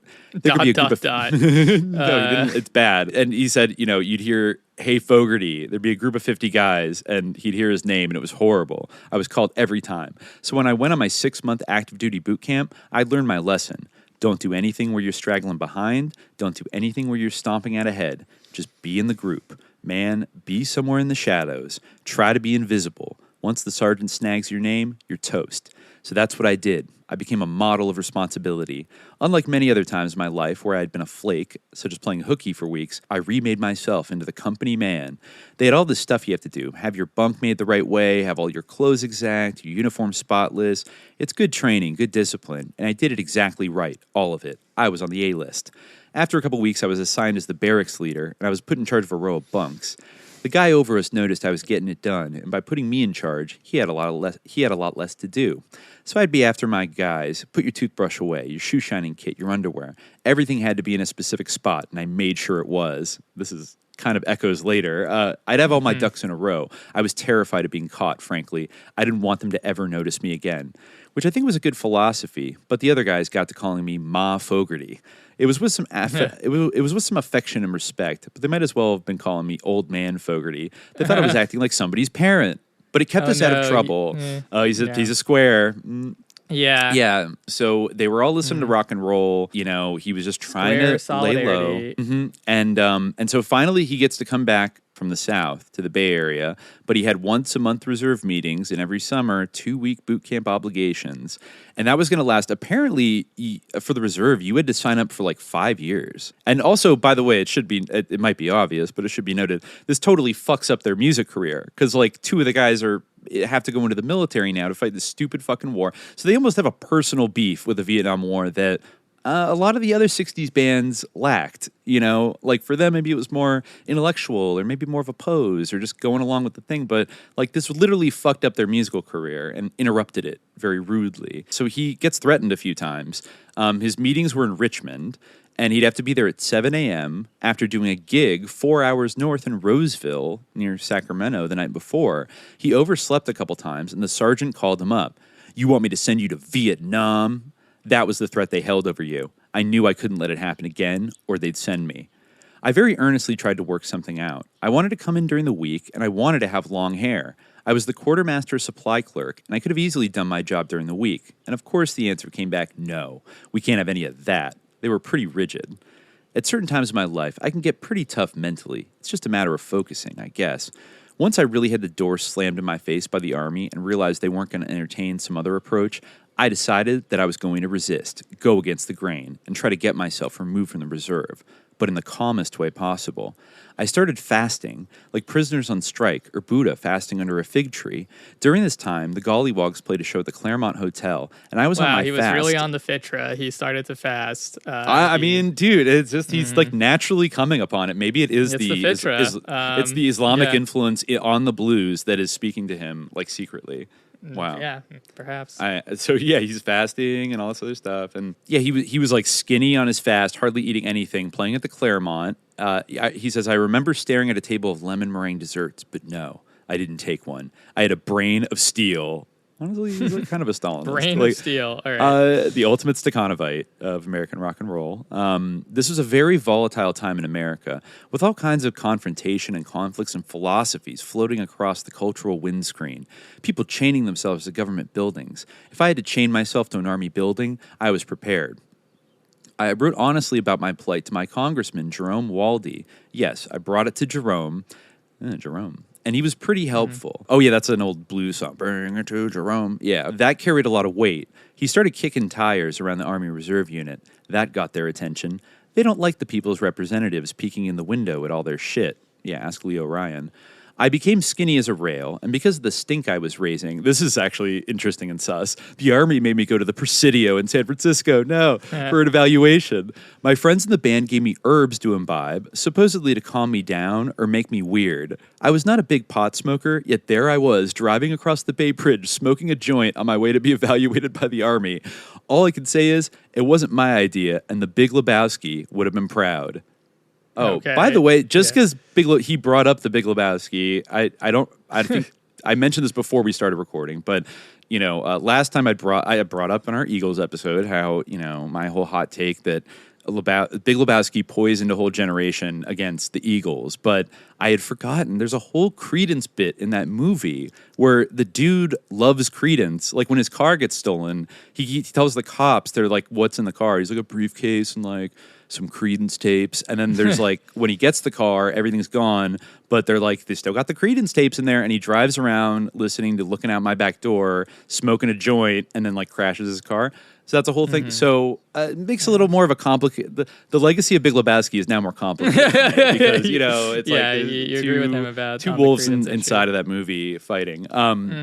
So I guess it actually makes sense. The joke is that he's about the dude is stuck in the late 60s and like the real shit of Creedence, and like he, unlike most people, he couldn't move on and dig the Eagles. Like it's an expression of his like inability to grow up or like it's honestly been so long since I saw that movie, and I will never watch it again. So yeah, it couldn't get me to do it, but that seems like a reasonable analysis of the point of his tastes in the film. Yeah.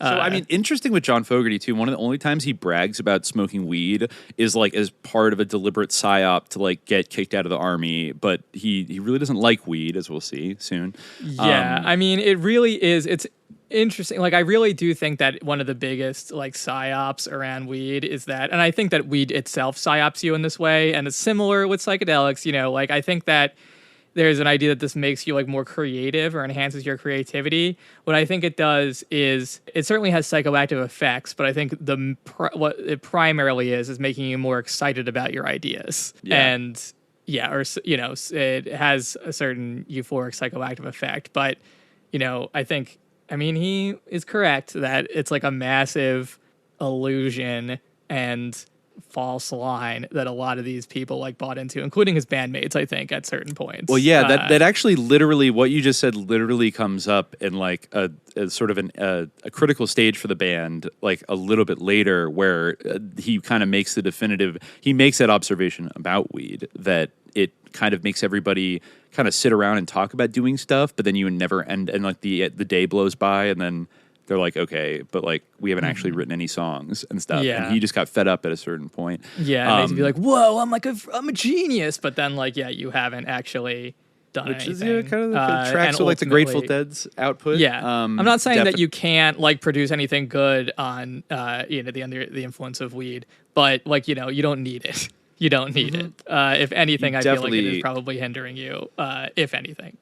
I don't think it and it's enhances funny it. how deeply entrenched the idea of like being on drugs, either being drunk or on coke or on speed or on weed or on LSD, like it permeates the music industry. Like that's really an on top kind of, is that like that makes the best music. And if John Fogerty is against anything, he has since the 60s has been calling out that on top that it makes you automatically better, which is not something a lot of people like to hear, in that in the Bay. No, people then. get That was not a upset cool- because they think that like you're judging them. When he it's is not judging them. Yeah, Like, yeah, really. it's true. Like, well, like what it's kind of like why people hate vegans. I don't know. I'm sure there are like self-righteous vegans out there who are like, that's murder, like screaming at you, like if you're eating meat. Like I'm sure there's some people like that because there's like baleful people of like every type. But I think most people I know who are vegan like aren't like that. But I feel like that is perceived about them. And I think I relate to this ground, like in terms of like alcohol and drugs. Like people take umbrage at your decision not to drink and smoke. And I mean, we have personal opinions where like, there's certain sus-active. I mean, it really is an ancient thing, like the perceptions around drugs and the sort of controversy and, any kind of psychoactive drug or alcohol and the controversies around them and anything like that, wine. But yeah, I mean, I think that in contemporary culture, like just implying, like just the mere suggestion that you don't do it, people, I guess, I don't know, I want to say, because I'm trying to say, like, not trying to pass too much judgment, but I feel like there might be like a little bit of like, I don't know, I don't want to call it internal guilt, but maybe internal insecurity. I don't know, like... Yeah, definitely. Where that gets like triggered for some, but and some don't react that way. Some don't react that way, but I think some do. Yeah. No, exactly, and I think we're about to see that CCR actually exists like right on the San Andreas fault line of that kind of a tension around like drug use being a center part of music culture, political counterculture, and all these things. I'll get to some juicy quotes he has about things he says about Tim Leary and and of course the Grateful Dead. Yeah, I think that's interesting because it is like he called it correctly, like way back then. This is an interesting aspect of the Eagles episode to me as well because it really is. These people are like significant culture shapers, even if their influence, despite being correctly appraised as significant, like is still underestimated, I think, in some ways, but they're in a milieu and they kind of see like what's going on, like what the sort of what message is like being sent. I think the Grateful Dead still to this day, like people have taken like the message from them that like these sort of role models, these gods of performance, these special individuals, like this is how they achieve their the comparison. But that was one of the biggest. I don't want to get ahead of myself. I'm too excited about it. But I just want to finish this army shit because there's a couple funny little anecdotes in it. And then we can get to like, they come back and like the psyop is in full swing and they're like, what the fuck? So he back to the Presidio where he's stoned and like deliberately trying to like act crazy to get kicked out of the army. So John tells the evaluator he was very upset and didn't agree with the war. This is kind of disturbing. He says, I didn't sleep very well. By now, Martha and I had an infant son, and I'd experienced a couple of dreams where I was literally stabbing babies with a bayonet. I told the evaluator I'd lost a lot of weight. He said, well, how's your libido? I didn't know what that meant. I looked at him and said, what's a libido? I think the fact that I was that stupid and that I didn't have a big, long, over-the-top scenario, wasn't really there with a prepared case, might have swayed the day a little in my favor. I saw a lawyer. I remember writing to various causes, even the Black Panthers. Interesting. I was trying anything I could think of. I even showed up at boot camp with a syringe, just planted it in my stuff, waiting to be found. I might have got it from Martha's mom because she worked in nursing. It was new, unused, and I didn't have what went with it. It was more just to be scary. What's this, Private Fogerty? If they had actually said, okay, tell us what you do with that, I wouldn't have had a clue. Now, this is kind of funny. The head of our reserve unit was this guy, Lieutenant Ritzman. He was his second Louis, typical military guy. I'm picturing like Robert Swan Mueller III. He was like a psychotic fucking infantry lieutenant in fucking what a sicko, fucking silk topper going to kill Vietnamese people. Anyways, he was a second Louis, typical military guy. I think Ritzman was in the reserves just like me, but he took it way more seriously, a real brown-noser. We had this big meeting, almost like a social get-together, semi-casual, and he's doing army speak, a pep talk.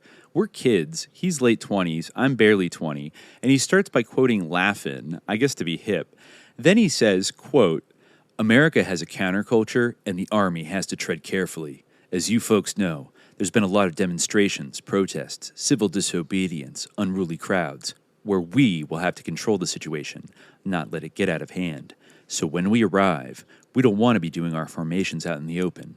We will go around to a side street. Slowly, it's dawning on all of us that he's talking about using the U.S. Army and perhaps our reserve unit to keep protesters in line, keep people down. The idea was to get into formation, out of sight from the disturbance, and then come around the corner in full force as an organized show of military muscle. At the time, I think it was illegal to use the Army for that. We have a National Guard for internal domestic emergencies. He kept talking like this for 15 minutes. Finally, I raised my hand and stood up. I'm feeling somewhat cynical and sarcastic. We've all seen Fogerty, not my favorite thing. We've all seen pictures of Red Square. You know, the Soviet Union parading its military might around the Kremlin for all to see and be intimidated. So I said, why don't we just have the military parade all our rockets and tanks down the main street of every major city, you know, like once a month? Just show them the Army's muscle, our might. I think that would keep people in their place. I sat down. You could see the steam coming out of Ritzman's ears. After that, I showed up at my reserve meeting with my gray Peugeot 403, plastered with signs I had made. Warning, the Army is coming. The velvet glove is off. The iron fist is revealed. Well, they noticed. He said Suzie Q, we'll talk about it, that's their first hit single, their first was already song, happening at this. So he comes back and he's like, he still has to deal with his Army bullshit, even as they become, you know, CCR for the first time and all this shit. And he took leaflets down McDonald Avenue, the main street of Richmond, near where we lived, and started taping these things on a telephone poles and streetlights. We get about 2 blocks and a cop car pulls up. We get arrested and taken to the Richmond City Jail. It's illegal to post signs on the light fixtures. The officer could barely contain himself. He was a patriot. We were long-haired hippie types. They held us there a few hours. He says, these activities started to weigh in my favor. Eventually, I saw this guy, Mr. Laguerre, at the Presidio. He was on the Army base and part of the military, but yet he was a civilian. And Mr. Laguerre was a good guy. The first time I sat in his office and told my tale, there was one thing he said that blew my mind. Wow. It's rather like a story by Camus. I've been in the Army a while and never met anybody like that. I could sense Mr. Laguerre was willing to help because I think he respected how I was going about it. I wasn't a wacko. Even though I was against the war, I think he was too. I was clearly just trying to support my family. He could sense I was trying to do right, trying to find a way to work within the system. So he talked to him on the phone a few times, and he was about to go to Camp Roberts in the summer for summer training again, and he was skinnier than ever. Mr. Laguerre thought they were getting close to a discharge and feeling hopeful, but one day he tells me, I think it would be a good idea if you could get a medical to avoid that camp this summer because you know what's going to happen if you go. He was right. There was going to be a great big bullseye on my back. Quote, there's that wimp that's trying to get out of the reserve. Let's get him. No. So yeah, apparently, and people would kind of look at him as like, look, aren't you that long-haired hippie that's got a hit on the radio? So like he was starting to feel bad vibes from like being in the military. So he went to Kaiser Permanente to get a bunch of blood tests. Yeah, he was 129 pounds and he was feeling shitty at that time. It turns out he developed a mild form of dysentery. And so I guess Laguerre wrote up a report that said, if you turn this guy loose in the camp, it's not so much what it's going to do to him, it's what he's going to do to everybody else. You're all going to get sick. This thing will spread like wildfire. Thank you, Mr. Laguerre. Sometime in midsummer of 1968, I received my discharge, and as far as me being in the Army, that was that. My Army days were over. It's been an awful long time since I've been home, but you won't catch me going back down there alone. Things they said when I was young were quite enough to get me home. I don't care. They came and took my dad away to serve some time, but it was me that paid the debt he left behind. Folks said I was full of sin because I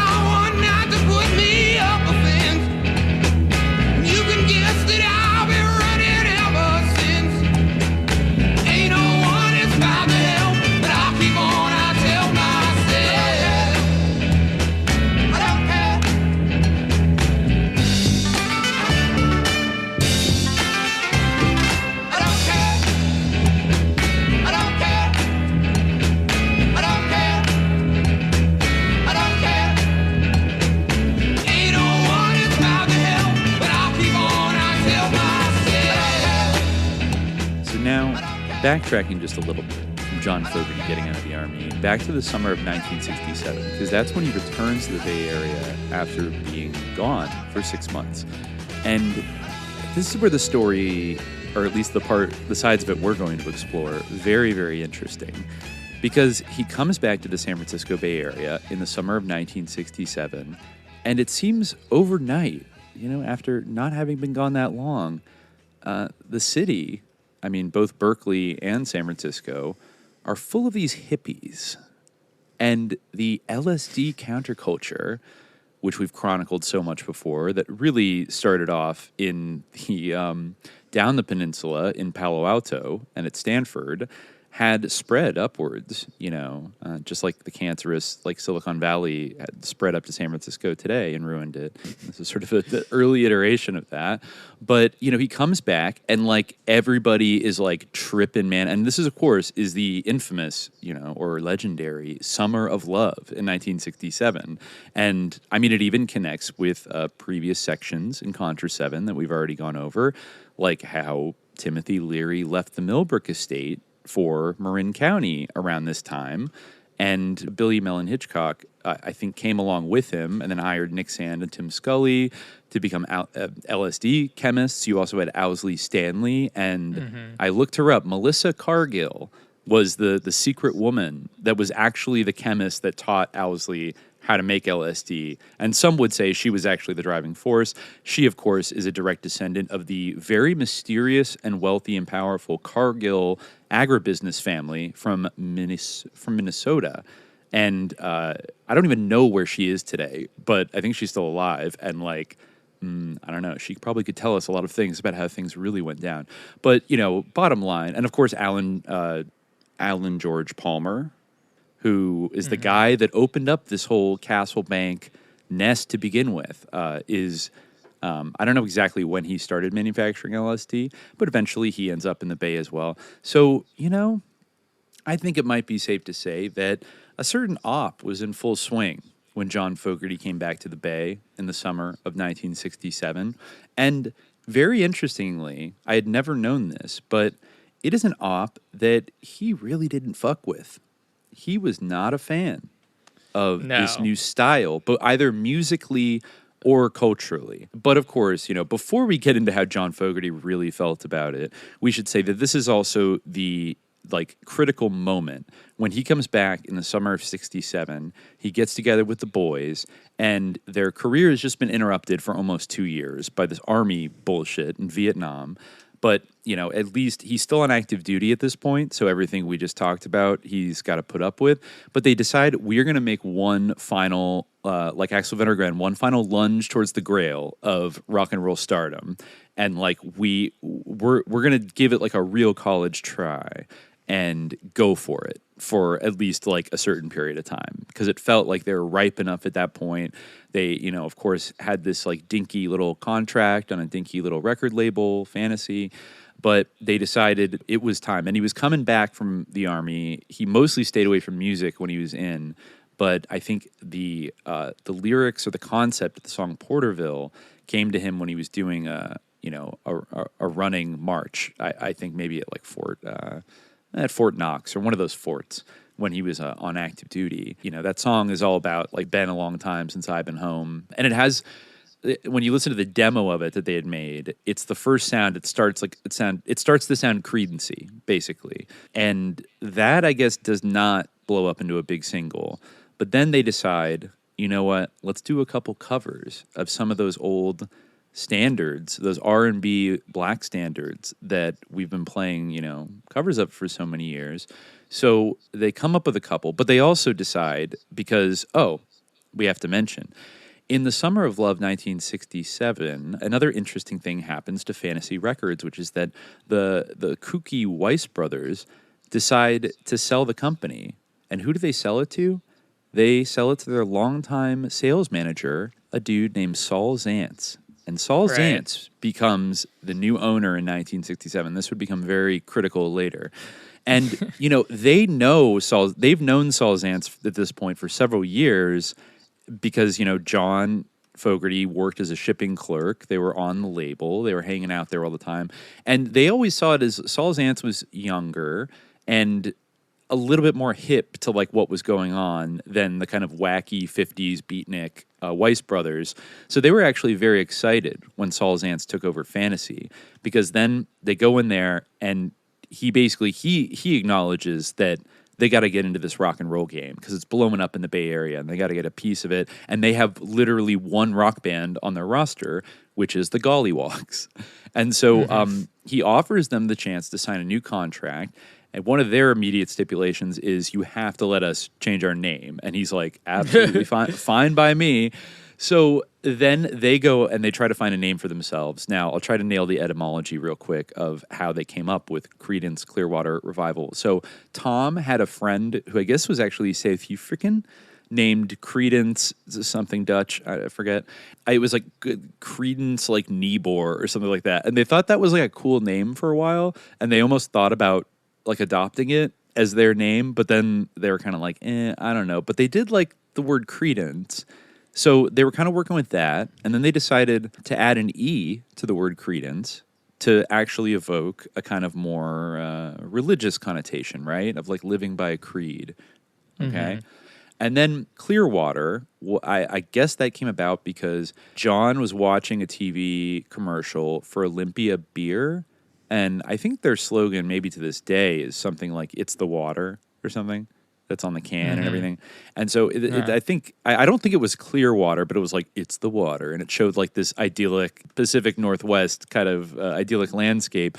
And because Doug was such a nature lover and a kind of ecology, guy, very environmentally minded, and I guess John just vibed with this kind of idea of like, oh yeah, Clearwater. And then Revival was in reference to them really like rebooting themselves from being the fucking Golliwogs. And like, this is a revival of our spirit and our drive and our mission to be a really good band. But also like four best friends and brothers just chilling. Just chilling, chugling and having a good... No, don't ever use a G with chugling. Chugling. There's no such thing. Yeah. Chugling does not exist. One can only be no chugling. Such word. Yeah. Word invented, by the way, by John. You would have thought he would have lifted that from like an old record, but like no, he invented chugling. That is a John Fogerty original. Nice. Okay. And so they come to Saul Zaentz, and he has a list of like 30 names he's come up with. And he's like, they're like, you want to hear ours first? And he's like, okay. And they're like, Creedence Clearwater Revival. And he just like sat back and like ripped up his list. And it's like, oh, right. Like, that's perfect. And so they go to the studio and they're like, okay, we got to do these covers, these kind of R&B covers. So they pick two of their favorites, which are Suzie Q and I Put a Spell on You, which I feel like that was Screamin' Jay Hawkins, who was very lively, like R&B kind of blues performer that they all loved. And if anybody's watched the video trailers I've made for Contra VII so far, you will see the music video kind of ahead of their time, honestly, in that there's a lot of like music videos of them relative to other bands at the time that are like, obviously like shot like on film and the music's overlaid and they're in different situations, that kind of thing. This is an interesting one because it signals the direction they end up taking for this first single, or these first two singles, and then what would later become, based on the success of them, their first album, their self-titled album. One thing you'll notice right away, which is going to contrast sharply with what we're about to get into in terms of John Fogerty's relationship with psychedelia, is that they make this like very fucking psychedelic music video for I Put a Spell on You. And I mean, honestly, I think it's a cool video. It's like a cool artifact. It's weird, but I heard that was more psychedelic early on, like they were doing more psychedelic stuff. Yeah. The thing is that because they eventually got a reputation for being very anti-psychedelic and very not about all that jingle jangle nonsense, basically. But what John said later is, oh, no, like that was completely conscious on our part. We knew what we were doing because, I think there's a dynamic that applies to all kinds of things. But, this is the summer of love when they're coming out. All the rage, all anybody wants to see is like psychedelic, like Grateful Dead, Quicksilver Messenger Service, Jefferson Airplane, and these bands that are freaking out. And of course, down in LA, we have Frank Zappa and his whole fun, posse and everything. And like psychedelic folk rock is the wave all of a sudden. And since they're kind of like this early Beatles kind of rock pop band, they have to kind of go in a direction. And so John Fogerty said later that, we specifically made those first songs psychedelic to appeal, so they get played on the radio in the Bay Area, because I guess there was the FM station, again, a little bougier, that was playing a lot of weird, radical, like psychedelic, like rock at that time. And so that's why if you listen to Suzie Q and I Put a Spell on You, they're both pretty long songs by CCR standards. They're like, I think 5 and maybe 7 minutes long. And there's all this feedback and kind of trippy guitar effects and things. And then you look at the promotional video they shot, and it's literally they're like trapped in an MK Spider world, like silhouettes of them are like flying back and forth, and there's like an evil cat, and like it's actually funny because it's so, even their portrayal of and I Put a Spell on You is a very like haunting kind of threatening song. He's saying like literally I'm MKing you, it's like, right, because you're mine. It's almost like MKing you, I'm gonna record the cover. Stop the thing that you're doing, Burt Cantor. But the first of many times that CCR would almost accidentally have like a sort of prophetic tint to some of their songs, even though it was a cover, that they seem to be tuned in on this like deep level of kind of what's going on around them, or at least, I don't know, John seemed to be filtering his feelings about the whole scene through these performances and renditions and stuff like that. So these two singles blow up, and suddenly this revived band, Creedence Clearwater Revival, is like the hot new thing. Oh, Suzie Q.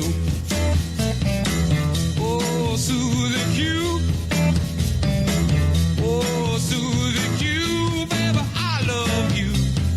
Suzie Q. Like the way you walk, I like the way you talk, I like the way you walk, I like the way you talk, Suzie Q. I think Suzie Q maybe hit like top 20 in the singles charts, which is like really big for them. Like that's like, oh shit. And, they're still working, like John is still dealing with his army bullshit at the time. That's where he said after Suzie Q came out, people started referring to me like, you're that long-haired hippie with a hit on the radio, aren't you? And people started looking at him kind of sideways, and he was like, I got to get out of here and stuff. But they successfully got, they actually said, because I don't think I have the station written down. It was like KPX maybe, but this is the super psychedelic station, and Creedence had actually, because they knew the guys from being around the recording studios and stuff, that all the workers had gone on strike against the station owners, and CCR had supported them. So then when the strike was resolved, they came to them with Suzie Q, and it wasn't like a quid pro quo, but they appreciated that Creedence was on their side. So first of a few times where Creedence would do something kind of like based, but not get a lot of publicity about it. And so they do start playing these records all the time. People are vibing with them, and all of a sudden it's like, okay, they're a real band. The first album comes out. If you look at the album art for it, it's very, very psychedelic looking. And, all the type and everything like that, designed basically consciously to fit in and not exactly cut against the grain. But then I feel like once they get emboldened by a couple of these hits, then John Fogerty's like resentment and distaste for, at this point they start getting gigs, like they get to play at the Fillmore, where obviously the Grateful Dead would play very famously, and all of these big bands. And they were still kind of a new band though, and I think one of the stagehands or something, when they were doing sound check, this is a big moment for John, where they were tuning up their instruments, because they were the very opening act, so they had to sound check last, and they were trying to, get their instruments right, and some guy yelled like, "Will you guys hurry up? You're not going anywhere anyways." And Don't say that to John Fogerty. I mean, not to go off on a whole tangent, but this is a music episode, so just to bring up astrology for a second, if anybody's keeping score. John Fogerty is a Gemini. Oh no. Very much a Gemini. So don't tell John Fogerty that he's not going anywhere. And then he was like, "Oh, fuck you." And then I think in that same moment, he started just playing out some chords. And these blues chords, and they kind of rang out. It was like E7 or something, and he was playing it, and just like there's something about the feedback of all of them just kind of like playing around that this idea popped into his head, and he started just like playing this one chord, and then he was like, "Yo, Tom, start playing this chord, start strumming this," and then Stu, like, just start playing E like over and over again, and like Doug, start doing this kind of thing, and eventually that on stage like turned into the core of what would become one of their mega hits, Born in the Bayou. Like, this is where the swamp sound first, they stumbled upon it. And, you know, they were not always a swampy band by any means, but there was something about it that like he caught on this groove and like this soundscape that almost sounded mythical to him. And that was when he gets this inkling of like, I have the vision of what direction we're going to go into. And also around this time is when John, when he comes back from the army, it kind of gets decided by everybody that John is going to be the leader of the band. Because John is the kid that's been walking around with a blues symphony in his head, like grunting, like it's like a little child, like sitting in his room for 14 hours a day, like perfecting his singing and his guitar playing and all this shit. I mean, he's like an amazing guitarist. He's an amazing singer, and he ends up becoming the arranger and producer of all of their music. I think to the extent that, like, this is another wild thing about CCR. They never had, like, a producer. You know, we talked about, like, the Eagles had, like, Glenn Johns, who were like, "You guys, like, don't hit your drums hard enough. You're not a rock." Oh, he's like, "You're not a rock band. You're a country band." You know, like that shit. Yeah. And then they got, like, Bill Simzik, the soul pole, to, like, kind of engineer them. And it's like, I mean, there's honestly no shame in it. Working with a good producer, like a Phil Spector, is obviously often what brings these bands to, like, the next level. I think even the Beatles, maybe Beatles heads might come for me, but I feel like the Beatles even had like producers. But in CCR, it was just John. So yeah, which is very anomalous. They had not. I don't think they're actually as substantiated, but maybe we'll look into it one day. But oh, you mean Tavistock? Yeah, the Tavistock. Yeah, Beatles like the guys in lab coats. Yeah. Maybe, yeah, we'd have to look into it. We're punting on that. I feel like that's a rumor, but I don't know of anything that substantiates it. Maybe. But I mean, just for a second, compared to like the Laurel Canyon bands, like half of whom basically just had the Wrecking Crew ghost playing on all their albums, and had like some kind of, if not Phil Spector, then somebody like him behind the knobs, you know, making it absolutely perfect. And hey, like I love and amazingly produced. Hey, the Mamas and Papas records are fantastically produced. The Byrds records, they're great. But I think we ought to give a little bit more respect to maybe a band that literally does it all by themselves, you know? And that's exactly what this was, where John was the one that he was starting to get this swampy mythical vision in his head, and he had spent so much time in the studio. He had this special voice, amazing guitar player, and he would go in there and he just knew how to balance everything. Like he had picked up little tips and tricks and all this stuff, you know, over his teenage years, that he was like a very, very capable producer for being just like some like 21-year-old guy. And the other thing that popped up that would become a problem later is I think when they were either doing Suzie Q or I Put a Spell on You, all the guys were in the studio with him mixing it. And according to John Fogerty's memoir, he just describes it as like Stu is just leering over him the whole time, being like, "That sucks. That's never going to work." And like, "That's lame. John, you suck." And like, "John, you're a failure." And like, but like not doing anything himself, just being an asshole. And so finally he threw everybody out of the studio and like made a stipulation that none of them are ever allowed in like for the mixing process ever again. Cause especially Stu, who's just a naysayer and all this shit. So who knows how literally true that was, but nonetheless, I mean, he does become effectively the producer of the band, and in time would become also like the business manager as well, even though Tom was the one who did it in the early days. He literally was the only one legally old enough to sign a contract when they first got signed. So he had been kind of, running it, but then, John, he starts to take more and more control, and they're all cool with it, especially Tom, who I think at one point said, if John tells us to jump, our only response should be how high. Because like John's he's the great general. He's the Stalin of our band. Yeah. We talked about the Eagles trying democratic centralism out and stuff, and then it slid into like a 2-person dictatorship where this is almost like Stalin style. They like thought about being democratic centralist. I mean, they were, because they had a policy of anything the group decides on has to be unanimous. Like all 4 people have to agree on it, and that'd become a huge issue later. But, they all agreed that, like, yeah, John's a little freak. Like, he's a genius. Like, we trust him, and we're just going to ride it out. So now, they are kind of blowing up. But now let's talk about, like, their interaction with some of the bands, because they start to go out and see some of these bands live. So let me go to 257 here, where he talks about his recollections of the Summer of Love, which I think are very interesting in light of what we talked about in the last chapter with the Pritzker, Chicago cannabis cartel, yes, and the Castle Banks funding of LSD. Yeah, I really think I've been thinking about this. I mean, this is a tangent, but it kind of just dawned on me like a little while ago. It is just something like that. For instance, like in all these mass shootings, like, you can hear people say like, it's the murder-suicide pills, like they're on these SRIs, but like no one ever like suggests the fact that like they're on, like they're all stoners, like the last 3 like big like teenage mass shooters, I think. All of them were chronic stoners. Correct me if I'm wrong.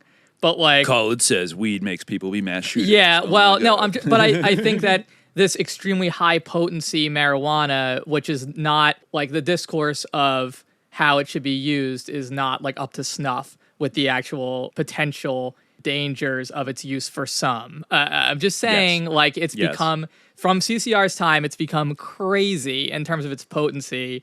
And like, I honestly feel like I've known people who like have just like, well, this is sort of started like really ramping up here and becoming more and more available. Like, I don't know. I feel like maybe I'm like, disagree with me if you want, by all means. I could be totally mistaken. Maybe it's just fun. Maybe it's just medicine. But I think that there's a lot to substantiate that, like, that isn't like really tested, and like the sort of like ideas that people had about like weed that was like what, like 70% less potent, basically, like, like the weed in 20% CCR's time weed here versus like 90% potency weed. Yeah, like, we're talking like 1 to 4% potency weed in the CCR era, which I guess is enough to get people stoned. But like today, you couldn't find weed for that. It's all over 20% now. And if you're smoking those pens, and 20% is like low. That's low. Oh, yeah, Like, 15, right? Like, 15 20. Yeah, now it's 25, 30. They keep ramping it up every year. So it's like, what? I've seen many people complain about that, and I think that it's a fair point of like, where's the Miller Lite of weed? Why can't I buy like weak, like watered down weed? Why does it always have to be like the most skull crushing, mind fuck, like granddaddy perp? Like, like why does it have to always be like maximized? Because then the more maximized it gets, the more like a drug it gets, and less like a something like drinking beer or things like that. But I mean, people can feel free to disagree. Like the flower maybe, but I feel like a lot of the stuff that the flower maybe like the average is like 15 or something, or maybe like it's all over like 20, 25. But like a lot of the other stuff like the edibles and like the concentrates like that people vape. Like, the vape pens, they're even higher. Like it would be wild, it would be wild if one of the Pritzkers was on the board of one of the biggest vape companies in the United States. It would be wild if that were the case. If Tom Pritzker was on the board of Juul Labs, working for Big Vape, that would be crazy. And that is true, by the way. Yeah, he does. Yes, so and like they're all in on it. But anyway, back to the Summer of Love. Like, I don't want to come up as too judgmental and too priggish and too square like John Fogerty, just like someone who's trying to ruin everyone's fun. But I'm just saying, like, I'm starting to like really be like, I don't know. It gives me the Especially with willies when I read Pritzker. about how many like criminal intelligence agencies and like billionaire sus lords were like flooding the Bay Area with LSD during this entire period, and nobody ever talks about it. Yeah.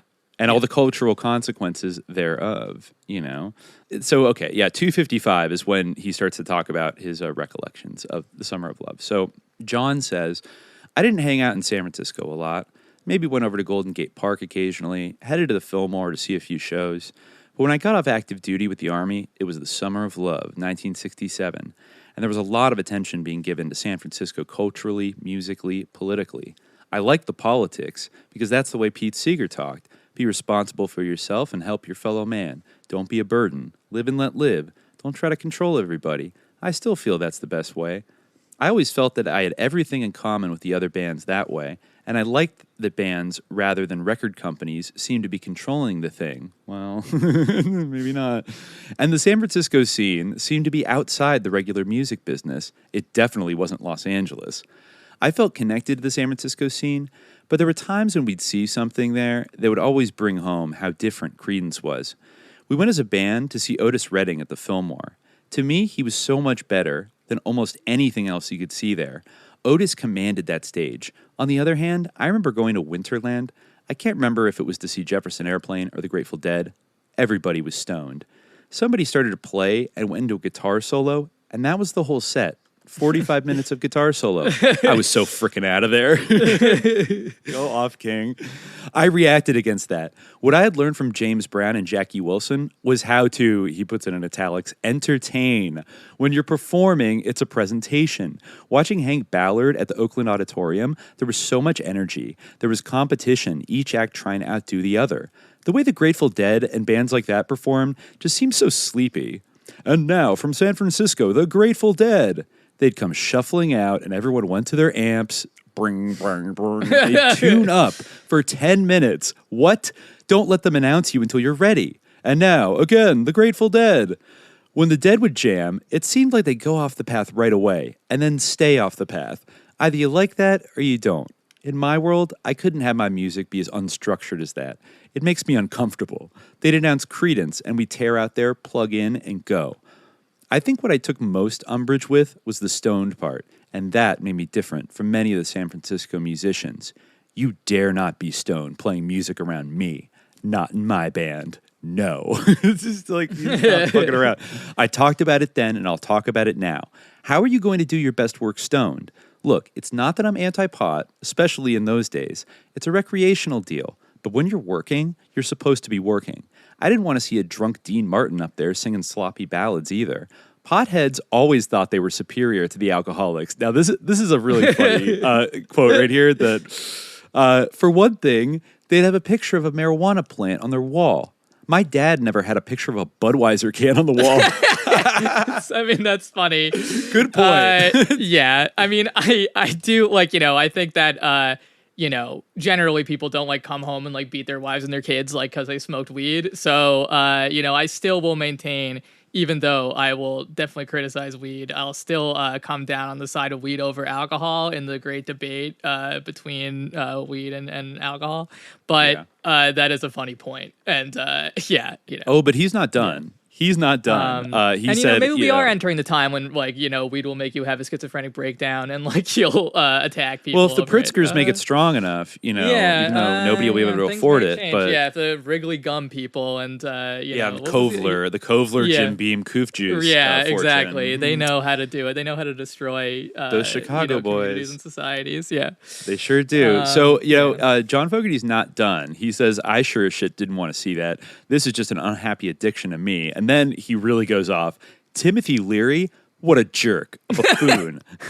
Yeah. I thought what he was doing was damaging. Lots of kids did stuff and probably hurt themselves because some official-looking guy like Leary told them it was okay. He'd be backstage at the Carousel Ballroom, and there'd be some guy who hadn't taken a bath in ages handing out greens or yellows or blues. Yeah, it's free, but it might be arsenic. I didn't want any part of that, whatever it was. People were walking around with mystery pills. This scared me. LSD? I didn't want to jump out a window. Damn. I mean, he's right. Like Sasha Shulgin was That literally like classic making story. STP with like Billy Bill and Hitchcock. So yeah, there were mystery pills going around. So he says, I could probably count on one hand how many times I smoked marijuana my whole career. Okay, I'm exaggerating, but not by much. And so they do talk. So this is an interesting anecdote that I said we would bring up earlier. So I think they moved to El Sobrante, which is another kind of sleepy suburban city north of Berkeley. And Doug and Stu rented a house that they called the Shire, because I guess they were Tolkien fans. Of course, yeah. Right? Uh-huh. So they'd hang out in the Shire. And at first, when, CCR, this became their jam space and their hangout house, basically. And at first they kind of tried the San Francisco thing a little bit, mainly because Doug and Stu and also Tom were did like getting stoned and were kind of into it. So he says, in the early days of Creedence, I remember sitting around the Shire stoned, and we were going to solve all the problems of the world. As I mentioned, we had begun to practice every day, and we talked a lot about being more serious. There were many pot-smoking sessions at night where we discussed things like writing songs and being better on our instruments. At one point, we even adopted a pseudonym, T. Spicebush Swallowtail, which was going to represent the songwriter on the tunes we would all write together. About this time, I went and got my little songwriting book, and I began to write songs, titles, ideas, etc. There was a lot of talking and a lot of pot smoking, a lot of being stoned and talking about doing this or that. This probably went on for a few weeks. Every day we would meet at the Shire to practice. We would jam a bit, and after some time had passed, I would ask, does anybody have anything? Any new songs? And there'd be a silence and some mumbling. There's a quote from Ernest Hemingway about working on Hollywood movie projects that resonates with me. To paraphrase, after all the talking, sooner or later, somebody is going to have to get down to the business of writing. That's funny. Yeah. So I would show the band what I had come up with on my own. Things went on like this for a time until it evolved into me just showing the band some songs and musical ideas. After a while, I stopped asking if anybody really had anything. But the subject really remained open. It was not as if I had said, okay, you guys can't write any songs. I will write all the songs from now on. I simply got very busy and worked feverishly to come up with music for the band.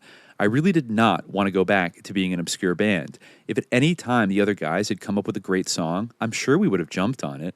But instead of actually doing the work, they contented themselves with grumbling about it from the sidelines. Here he goes. This is something that really ticks me off in showbiz and in life. People who complain about how they should have gotten this break or that part, they stole my idea. I could have been a contender. But these same people never do the work, never come up with anything of substance. We ended up using T. Spicebush Swallowtail for only one single, Porterville, Call It Pretending. I wrote both songs, by myself. So there we were at the Shire, stoned, and we were going to solve all the problems of the world. And the next day, everything went right back to where it had been before. I guess we're not all going to write Strawberry Fields forever. At some point, the drugs wear off. Then he says, I don't mean to be a soapbox or sound preachy.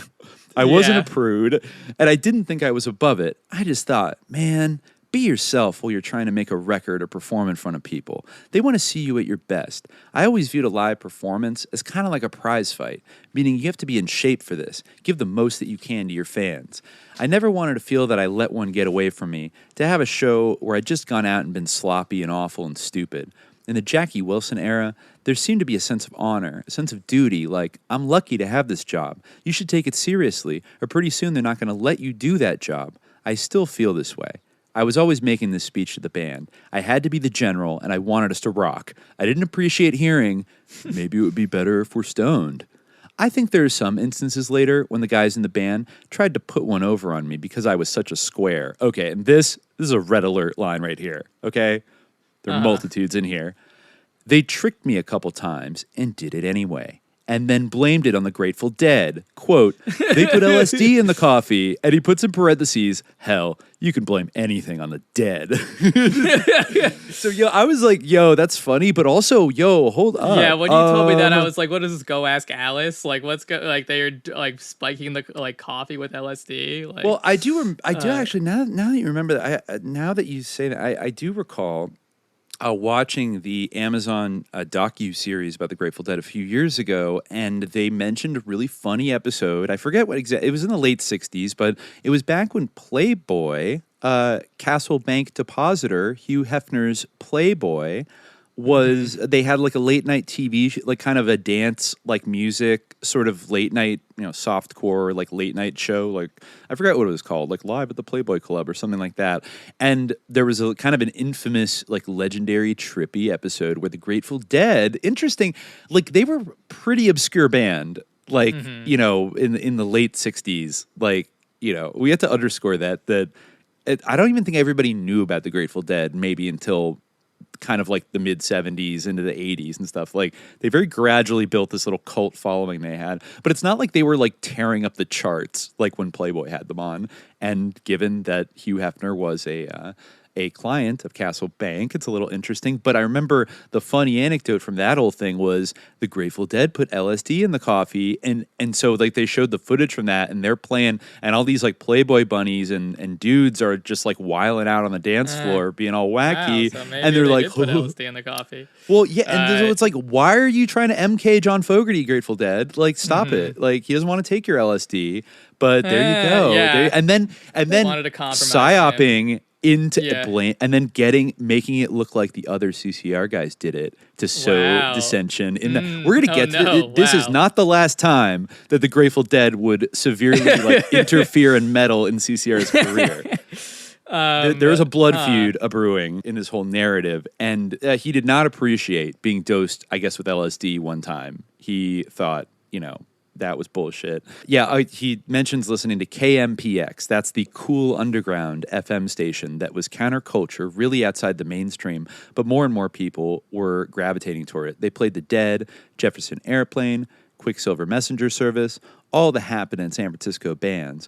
But we'd also noticed that these guys were playing some songs that weren't actual released records, unreleased tapes like Janis Joplin's Hesitation Blues, etc. And so that was where they got the idea that, we should do a classic cover of Dale Hawkins' Suzie Q, boom, and then we got it onto the station. But yeah, no, he really kind of hated this kind of stoner attitude and this vibe, but strategically decided, like, we should pretend to be kind of psychedelic on our first album because we get all these acid heads to fucking like, oh, dude, this is sick. Like, it's like, and he could really knock their socks off because they were probably one of the only bands of this era to always play their shows sober, which I also didn't know.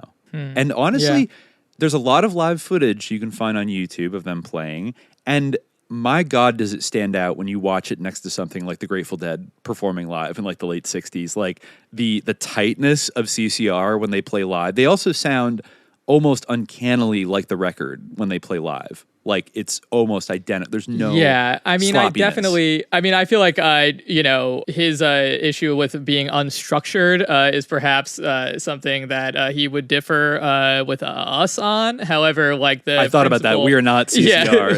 Yeah, we are not heavily structured. However, like I definitely understand the sentiment that I think drives that, which is like about putting in effort, being perhaps a bit of a try-hard in some respects. You mean a square? A square? Square, not just like telling a bunch of boob jokes and like showing like contempt for, the people who give you their time. Bro. Like, I mean... I'm noticing some cross-bay rivalry similarities a little bit emerging. It's... Anyways. I think that that's also like an aspect where like it goes both ways. Like we're not just speaking not from experience. Like I certainly cannot count on two hands like the number of times I smoked weed in my life. Like I used to smoke weed every single day. Like I know.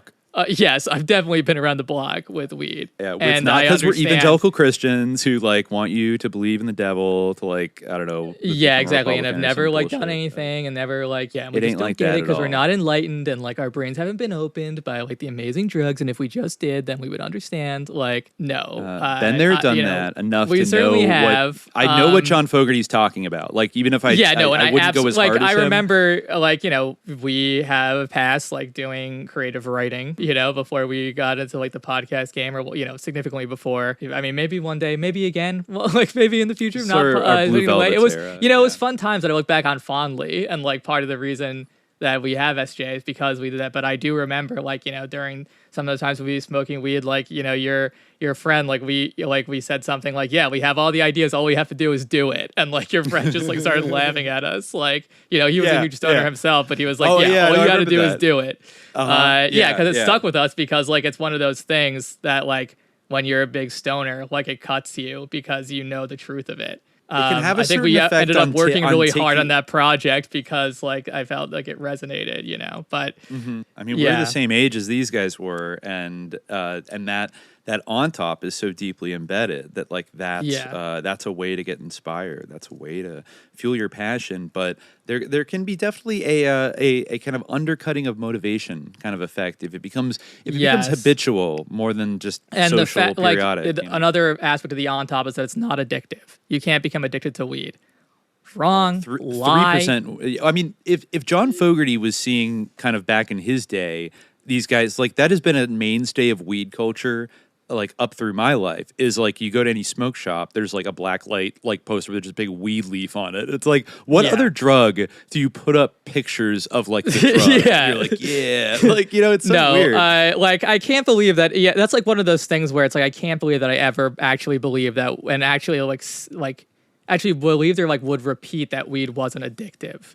Like, by what logic? Like, I honestly, I mean, I did use nicotine patches to quit smoking cigarettes, but I had a much easier time quitting smoking cigarettes than I had quitting weed. And well, as a psychedelic, like dosage matters a lot with like psychoactive drugs like that, where a very small dose could be just kind of mild or like can even be therapeutic. But once you start upping it, it's like the same thing between like, oh, a glass of wine a day is like good for your heart, but that doesn't mean that pounding like 20 shots of whiskey a day.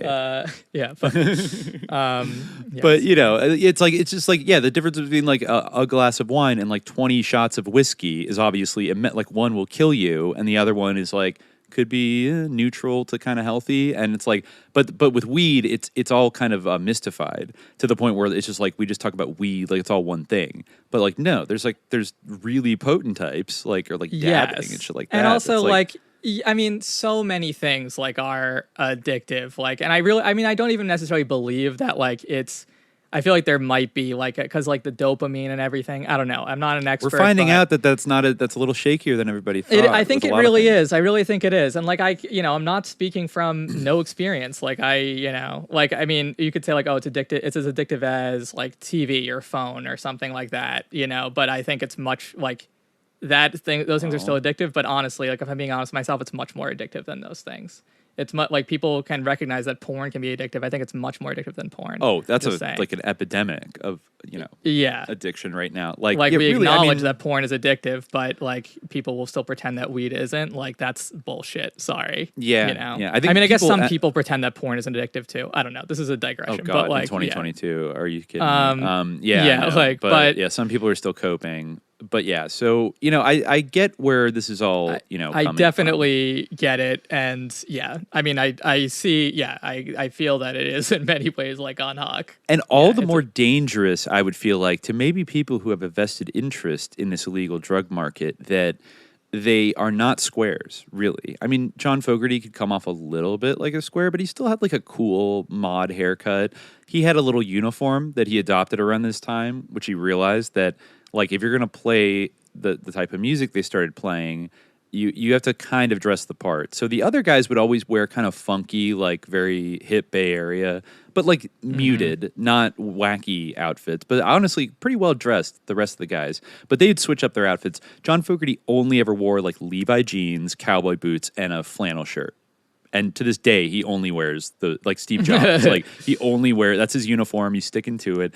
But they weren't like squares like we support Nixon's war on drugs. They fucking hated Nixon. Yeah. And they were very left-wing. They were very anti-war. Almost seems like that's a dangerous kind of position for the kind of dialectic that was being set up. This is almost like a satanic panic thing where it's like you have like scolding like fashy evangelicals on one side that are like throw everybody who smokes weed in jail forever. And then on the other side you have like people. Yeah, then you have like hippie freak like CIA people Charles on the other side Manson basically.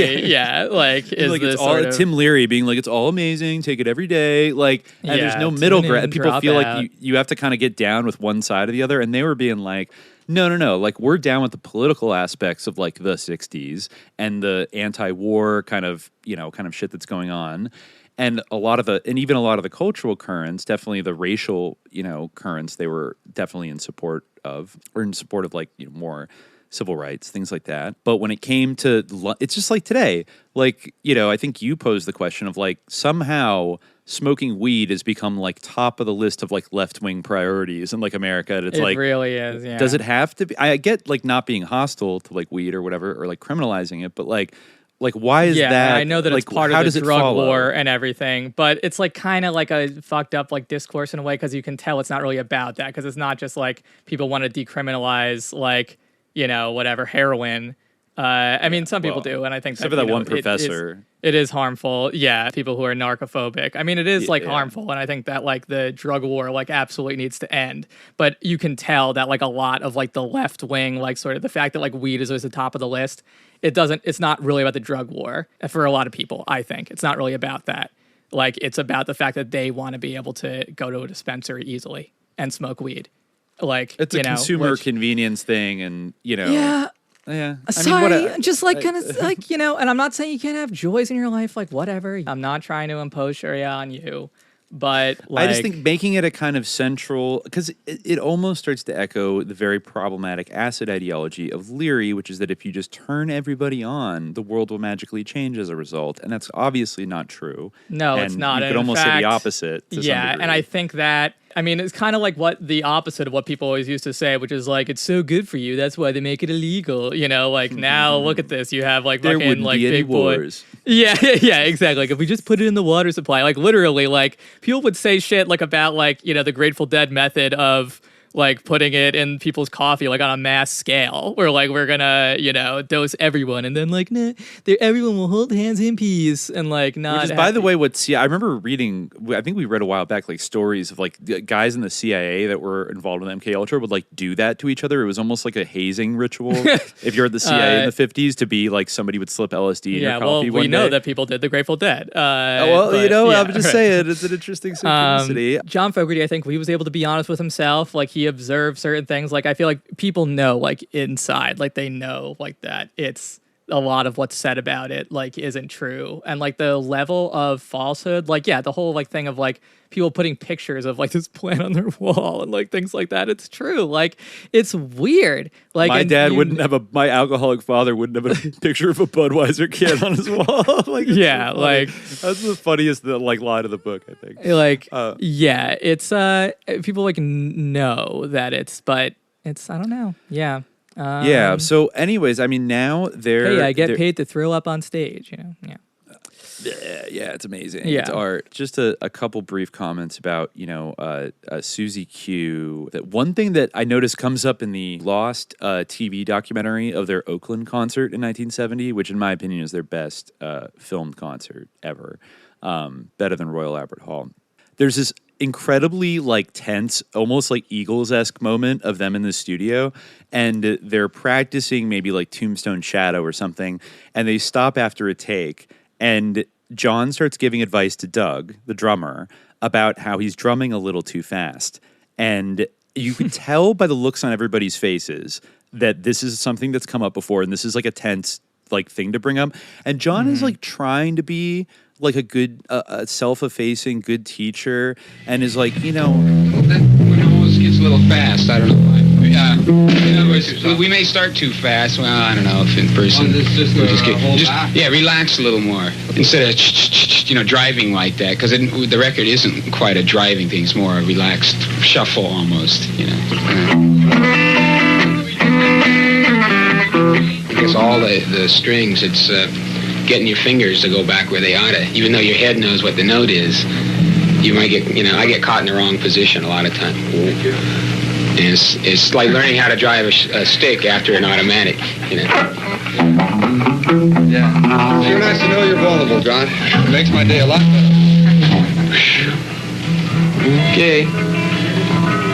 Tom's like awkwardly sitting next to him, and he just like kind of laughs to himself and nods and goes, yeah.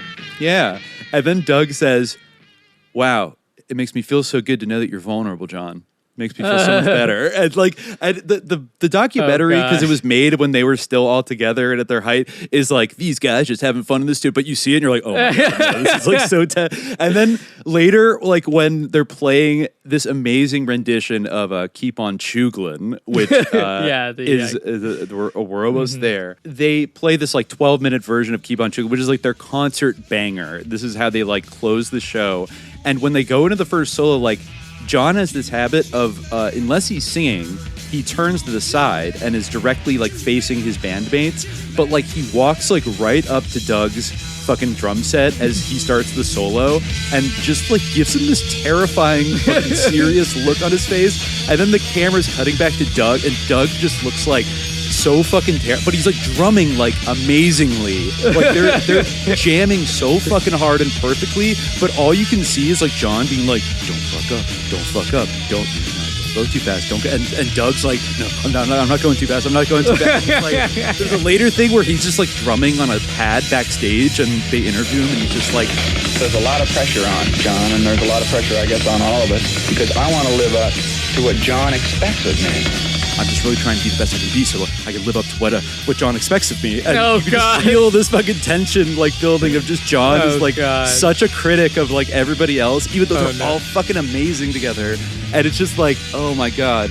But then I noticed in the memoir that he has this entire section where he goes off. Like it made me realize like when he said shuffle, that was like a trigger phrase or something. So let me see. Oh, he did. He mentioned at one point, like after one show, maybe it was in Oakland, they played a cover of Green Onions by Booker T and the MGs, like one of their favorite bands. An older black man came up to him after the show and like, you guys did that cover of Green Onions. And like it was pretty good. And John was like, oh, thanks, man. Oh, that's great. And he's like, if I could just say one thing, though, you know, when you guys were playing up there was just something missing. And like that phrase, something missing, I guess is like haunted John Fogerty to this day. The idea that like they don't have the requisite groove that like some of the best like black like blues bands and R&B bands had, and he blames it all on Doug. So this is actually going back a little bit. This goes back all the way to 63, and the Blue Velvets. They're playing a high school reunion for the class of 53, playing Green Onions, and this fellow comes up, R.B. King. He happens to be a black guy. I only make reference to this because there was a feeling, especially among white kids, that the more soulful stuff came out of black people. And he starts talking to us about Green Onions, immediately after we played it, I think. This is only worth mentioning because what he told us was the truth like a glass of ice water in your face. For years, I've said Booker T and the MGs are the greatest rock and roll band of all time. Obviously, most people are going to say the Beatles, but it's what R.B. King was talking about. No one ever had it like Booker T and the MGs. I'm talking about soulfulness, deep feeling, especially in between the beats. How to say a lot with a little. That's one rule that will always work in music, on records, on the radio. Was Steve Cropper scaring Chet Atkins? No. But I dare say between the two, most people would want to be Steve Cropper, and we adopted Booker T and the MGs as our idols, even after we were pretty famous and selling millions of records. When RB came up, he got right to it and said, well, you know, when you're playing that Green Onions, there's something missing. He said that phrase 2 or 3 times, something missing. I'm thinking, well, we're young, we're just a trio, and of course we don't play as good as Booker T and the MGs. He didn't say, you white boys suck, but R.B. King, in his gentle way, was saying, there's something in between the notes. So then he goes on to talk about how there's a shuffle beat. He says, some people can play a shuffle, and some people cannot. I hate to say it's as simple as a cultural or racial thing, but more often than not, it's the white people who can't do shuffle. Says there's a few exceptions. So later, I tried to explain what R.B. King was talking about to Doug and Stu, particularly Doug, and I used that phrase all through the evolution of the Blue Velvets, the shuffle beat, but it's so much easier to play than to explain. A few years after the R.B. King incident, the night before I was going on active duty, we're playing at a club outside Sacramento. I'm not in the happiest of moods, feeling fairly nostalgic and down, leaving the next day. Who knows what's going to happen? We're about to do a song. I turn around to Doug and I say, play a shuffle beat. And he says, what's a shuffle beat? what's a shuffle beat? It was like I'd been punched in the gut. You might as well have asked, what's a guitar? This is 1967. I had used that phrase, shuffle beat, since 1958. I was speechless. I must say, I avoided shuffle like the plague for years and years and years, as much as I needed it around. I'd be in rehearsal with the Creedence guys, and there it would be again, the shuffle problem. No sand and Vaseline. Sometimes I'd get frustrated and angry, particularly at Doug. Young musicians tend to rush. If it's a fast song, they tend to get excited and be a half block ahead of the beat before everybody else. Or they drag, especially on slower, funkier things. I could almost see the ghost of R.B. King going, there's something missing here. Oh, God. I was pretty hard on Doug. I still am. Timing. In the 80s, I was hunting up in Oregon. This is long after Creedence is broken up. And I had this dream. Our tent was on Miller Creek, and to get across it, you had to step on a path of rocks and logs. Otherwise, you'd land in the water. So in my dream, the rocks represent the beats and music. I'm in the woods with Doug Clifford, and I step on all the rocks and get to the other side of Miller Creek. Then here comes Doug, kersplish, kersplash, missing the rocks and stepping in the water. And I'm going, no, you step on the rock, on the beat. And I woke up. My dream was about timing, about going on beat. There was not much being on beat in the early days. What I'm trying to get at is, all was not lost, but it took a ton of effort and a ton of persistence to get there. So it's like, dude, like, what the, chill out. Like, so then what he says in the documentary. I kind of understand where he's coming from a little bit. I do. Because, like, you know, someone who he admired so much, like, and who was kind of like, you know, yeah, I get it. Like, this is well, there wasn't B.B. King. It was a man named. Like, accepted. Well, no, it wasn't B.B. King. It was a man named R.B. King. Uh-huh. Yeah, so it was just like a random, but it was a guy that it's kind of like he's talking to the source here, like somebody who would know, you know, and then he's just saying there's like having an old black guy like knows his music. Exactly, yeah, that's kind of what I mean. Like there was like some awareness of it. I feel like, yeah, he wanted to get that invite to the cookout and... Doug was getting in the way, you know. Doug was being too Doug white. was making him look a dilettante, you know. But like when you listen to Doug play, Doug is like like maybe he didn't ever play a real shuffle beat, and there are a couple of songs like Green River never sounds as good live as it does on the record. John claims it's because he went in and literally cut like milliseconds out of the drum beat because Doug like wasn't doing it perfect, and then he drove over to his house and threw a big like box of like tape scraps at him and goes, "There's your beat," or something like that. Like. So it's like if you watch like Keep on Chuglin and like tracks like that, I mean like Doug is like a savage drummer. Like he's excellent. So it's like it didn't really get in their way as much as I feel like John Fogerty like likes to say it is, but he does say when they were building Suzie Q that he wanted to have like, oh, let's try to have a gospel feel, but I didn't dare say to him shuffle beat.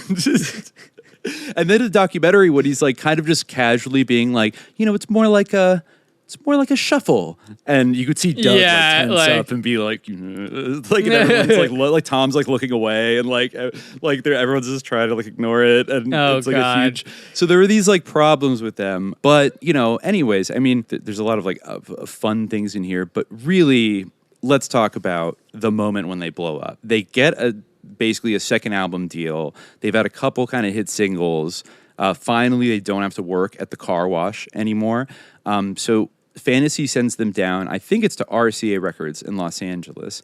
Around the same time, this is also when John goes into his like, he starts to almost have this fever dream in the summer of 1968. And he said it was like ambiently in the background of all this was like the Martin Luther King and the Bobby Kennedy assassinations. And of course, like the escalating war in Vietnam on TV and all the protests and counterculture shit, and just like chaos, like increasing, and of course Nixon coming on the horizon, and that is when he almost like dissociates, staring at his wall, and imagines this mythical bayou, you know, and that is where, coupled with the jam that the guys had put together at the Fillmore. Then this coalesces into the song Born on the Bayou, where he, you know, obviously not a literal biographical song, but almost like a mythical birth of this version of John Fogerty and this version of Creedence that all of a sudden really goes hard into this very deep, southern, swampy sound.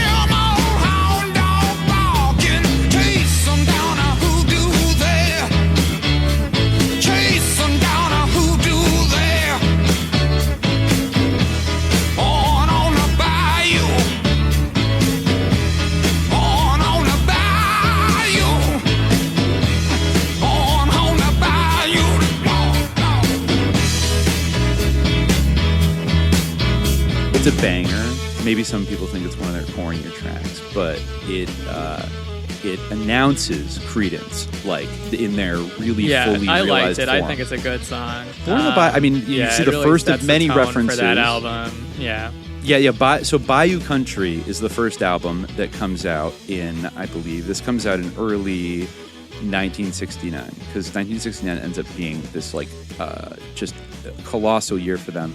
But also the big thing that happens when they're recording it, they're doing another song that came to him, Proud Mary, you know, famously really kind of a magical, like American standard.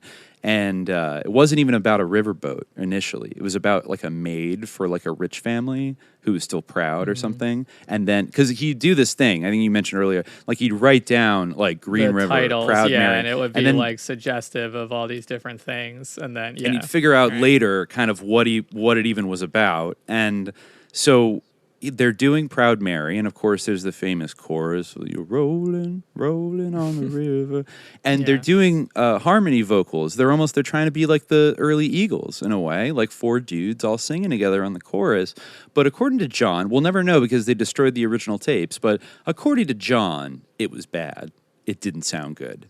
And John, they went out to a little pizza restaurant called Two Guys from Italy in LA, and he sat him down in the booth and said, look, I'm going to sing my own backup vocals on Proud Mary, and I'm going to sing all of my backup. I'm going to basically be my own backup vocalist, and you guys aren't going to sing on the records. Like, we'll still sing live, but like on the records, it's going to be all me.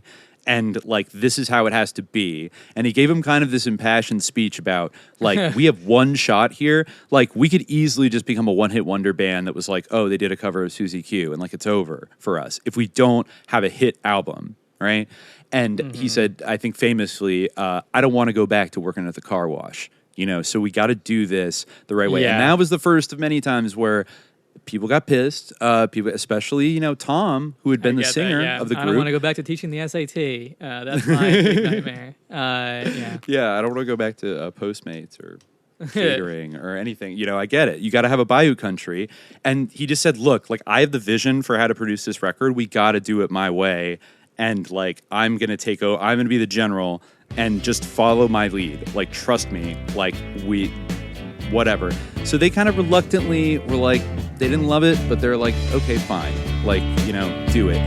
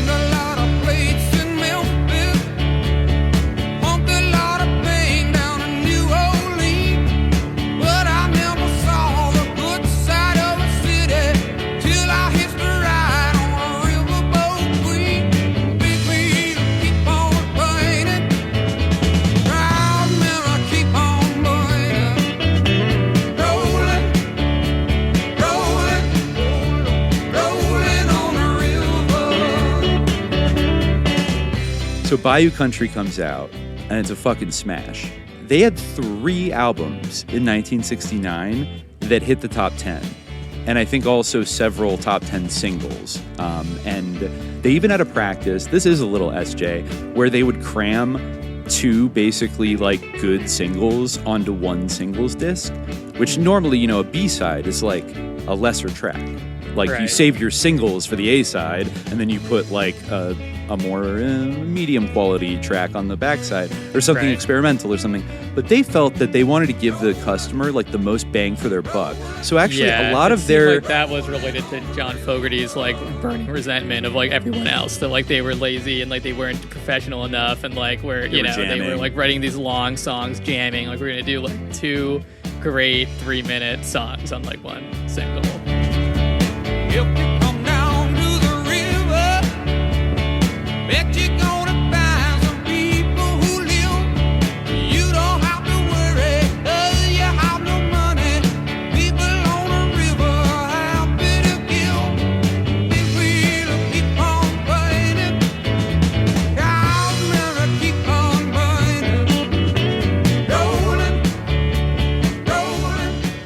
I mean, like, Fortunate Son was a B-side. Yeah. You know what I mean? Like, what the fuck? Like, and honestly, though, this is also a pattern. And maybe not the best business decision. When you have hits like that, like, maybe you don't want to release them. Maybe you want to keep it for the Patreon feed or something. You know what I mean? Like, maybe you don't just want to give it all out, you know, for free. It's great to give a value and everything. But they come out the gate fucking hard with Bayou Country. And that's when people really stop and take notice. Like, who the fuck is this band? Like, wait, everyone thinks they're from the South. Like, who is this guy with this voice? Like, this band kind of has, you know, and it's very, especially coming out of the Bay Area, it's so different from where everybody's at in 1968 and 69. Like, even the Rolling Stones are doing, like, weird experimental, like, psychedelic, like, His Satanic Majesties. Like, everyone's just, like, rolling around in acid, fucking whatever. and they come out with this tight fucking Southern rock record that is, you know, all about bayous and hoodoos, and you know, that's where. So they have a couple hits off that. Let me think. It's Born in the Bayou, Keep on Chooglin is another. That becomes like a concert favorite of theirs, which again, I feel like Keep on Chooglin, they have a few tracks like this, are squarely placed like middle fingers at like the Grateful Dead of like, oh, you want to do a 9-minute fucking jam? Well, try this on. And like, because it's so tight and arranged, basically, it has an arc to it. I think that's what he said. That's the difference between the Grateful Dead and Creedence, is Creedence has arrangement and they just noodle and do whatever the fuck. So, you know, they come out the gate hard with Proud Mary is like a huge fucking hit. And they actually never get a number one their entire run of their career. Like, because there's always some dumb one-hit wonder that gets number one. Like, one time, it's like a song I didn't recognize. Some novelty song got it. Another time, it was like the theme from Romeo and Juliet, like, beat them. So they hit like number two, like over and over again.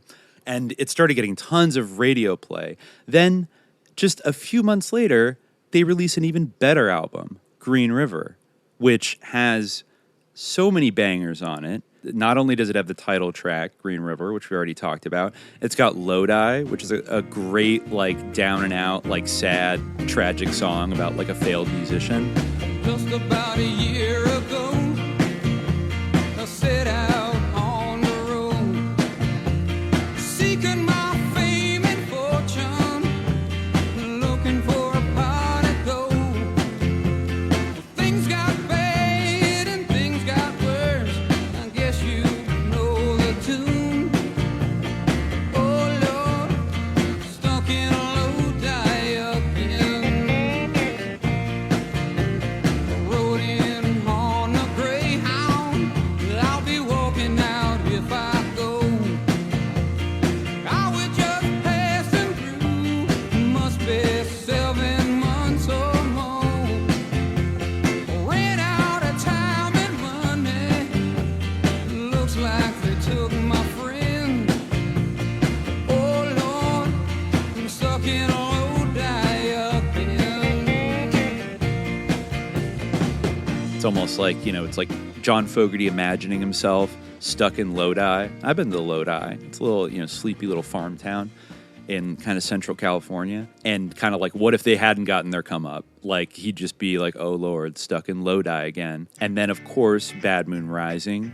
Huge, you know, and in that sense, kind of jumping in a more rockabilly direction that they were also kind of inspired by. They were very into Sun Records and like Elvis and Johnny Cash and stuff like that.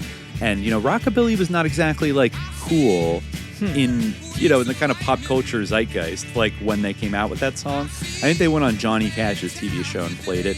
But it again was like, it was a huge hit. It became a huge hit with like Vietnam veterans. And that's something maybe to talk about shortly, is the like how many people in Vietnam, like in the army and stuff, were listening to these songs in kind of the most savage period of the war once Nixon came into office. Oh yeah, and also interestingly, they got a huge kind of come up in '69 because Bob Dylan says that like Proud Mary is the best song of the year and Green River is the best album of the year.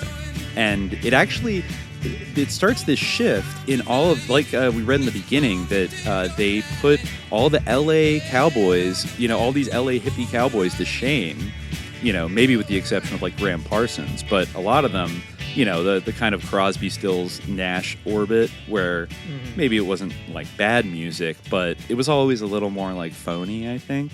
And I mean, if you believe Joni Mitchell, Bob Dylan's a phony. But then, you know, what does he do? Or Cantbot. Yeah, exactly. Yeah, that's fresh.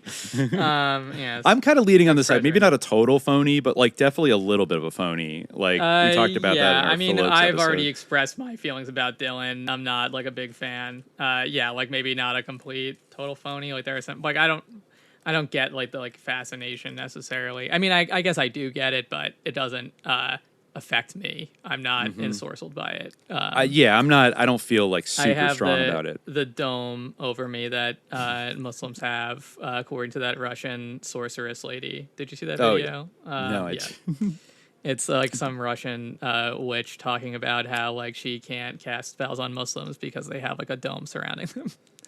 I'll send it to you at some point, but that's what I have regarding Bob Dylan and. And you know what does Bob Dylan do in 1969? He releases Nashville Skyline, which I actually think is kind of one of his most pleasant and kind of enjoyable albums. But that's when he totally changes his voice. And very chameleon-like, and it does basically a country western album just out of nowhere. And same with John Wesley Harding, the album from the year before. And then I think in one of the academic papers, it mentioned how like right after CCR blew up, everybody started ditching like their wanky like Sgt. Pepper fucking outfits that they'd been wearing because everyone was like the Beatles, it's the greatest album ever, and everyone was chasing that shit. And then these dudes come out and they're just wearing like cowboy shirts and flannel and jeans and like there's like no set, there's nothing fancy about their fucking concerts. There's no gimmicks, basically. It's just like they come out and fucking rock. And it's like after that, like Neil Young started just dressing in like denim, you know, and like toning it down like a huge way. So I think they had an even bigger influence than perhaps a lot of people that were bigger than, you know, that were already established would have liked to admit.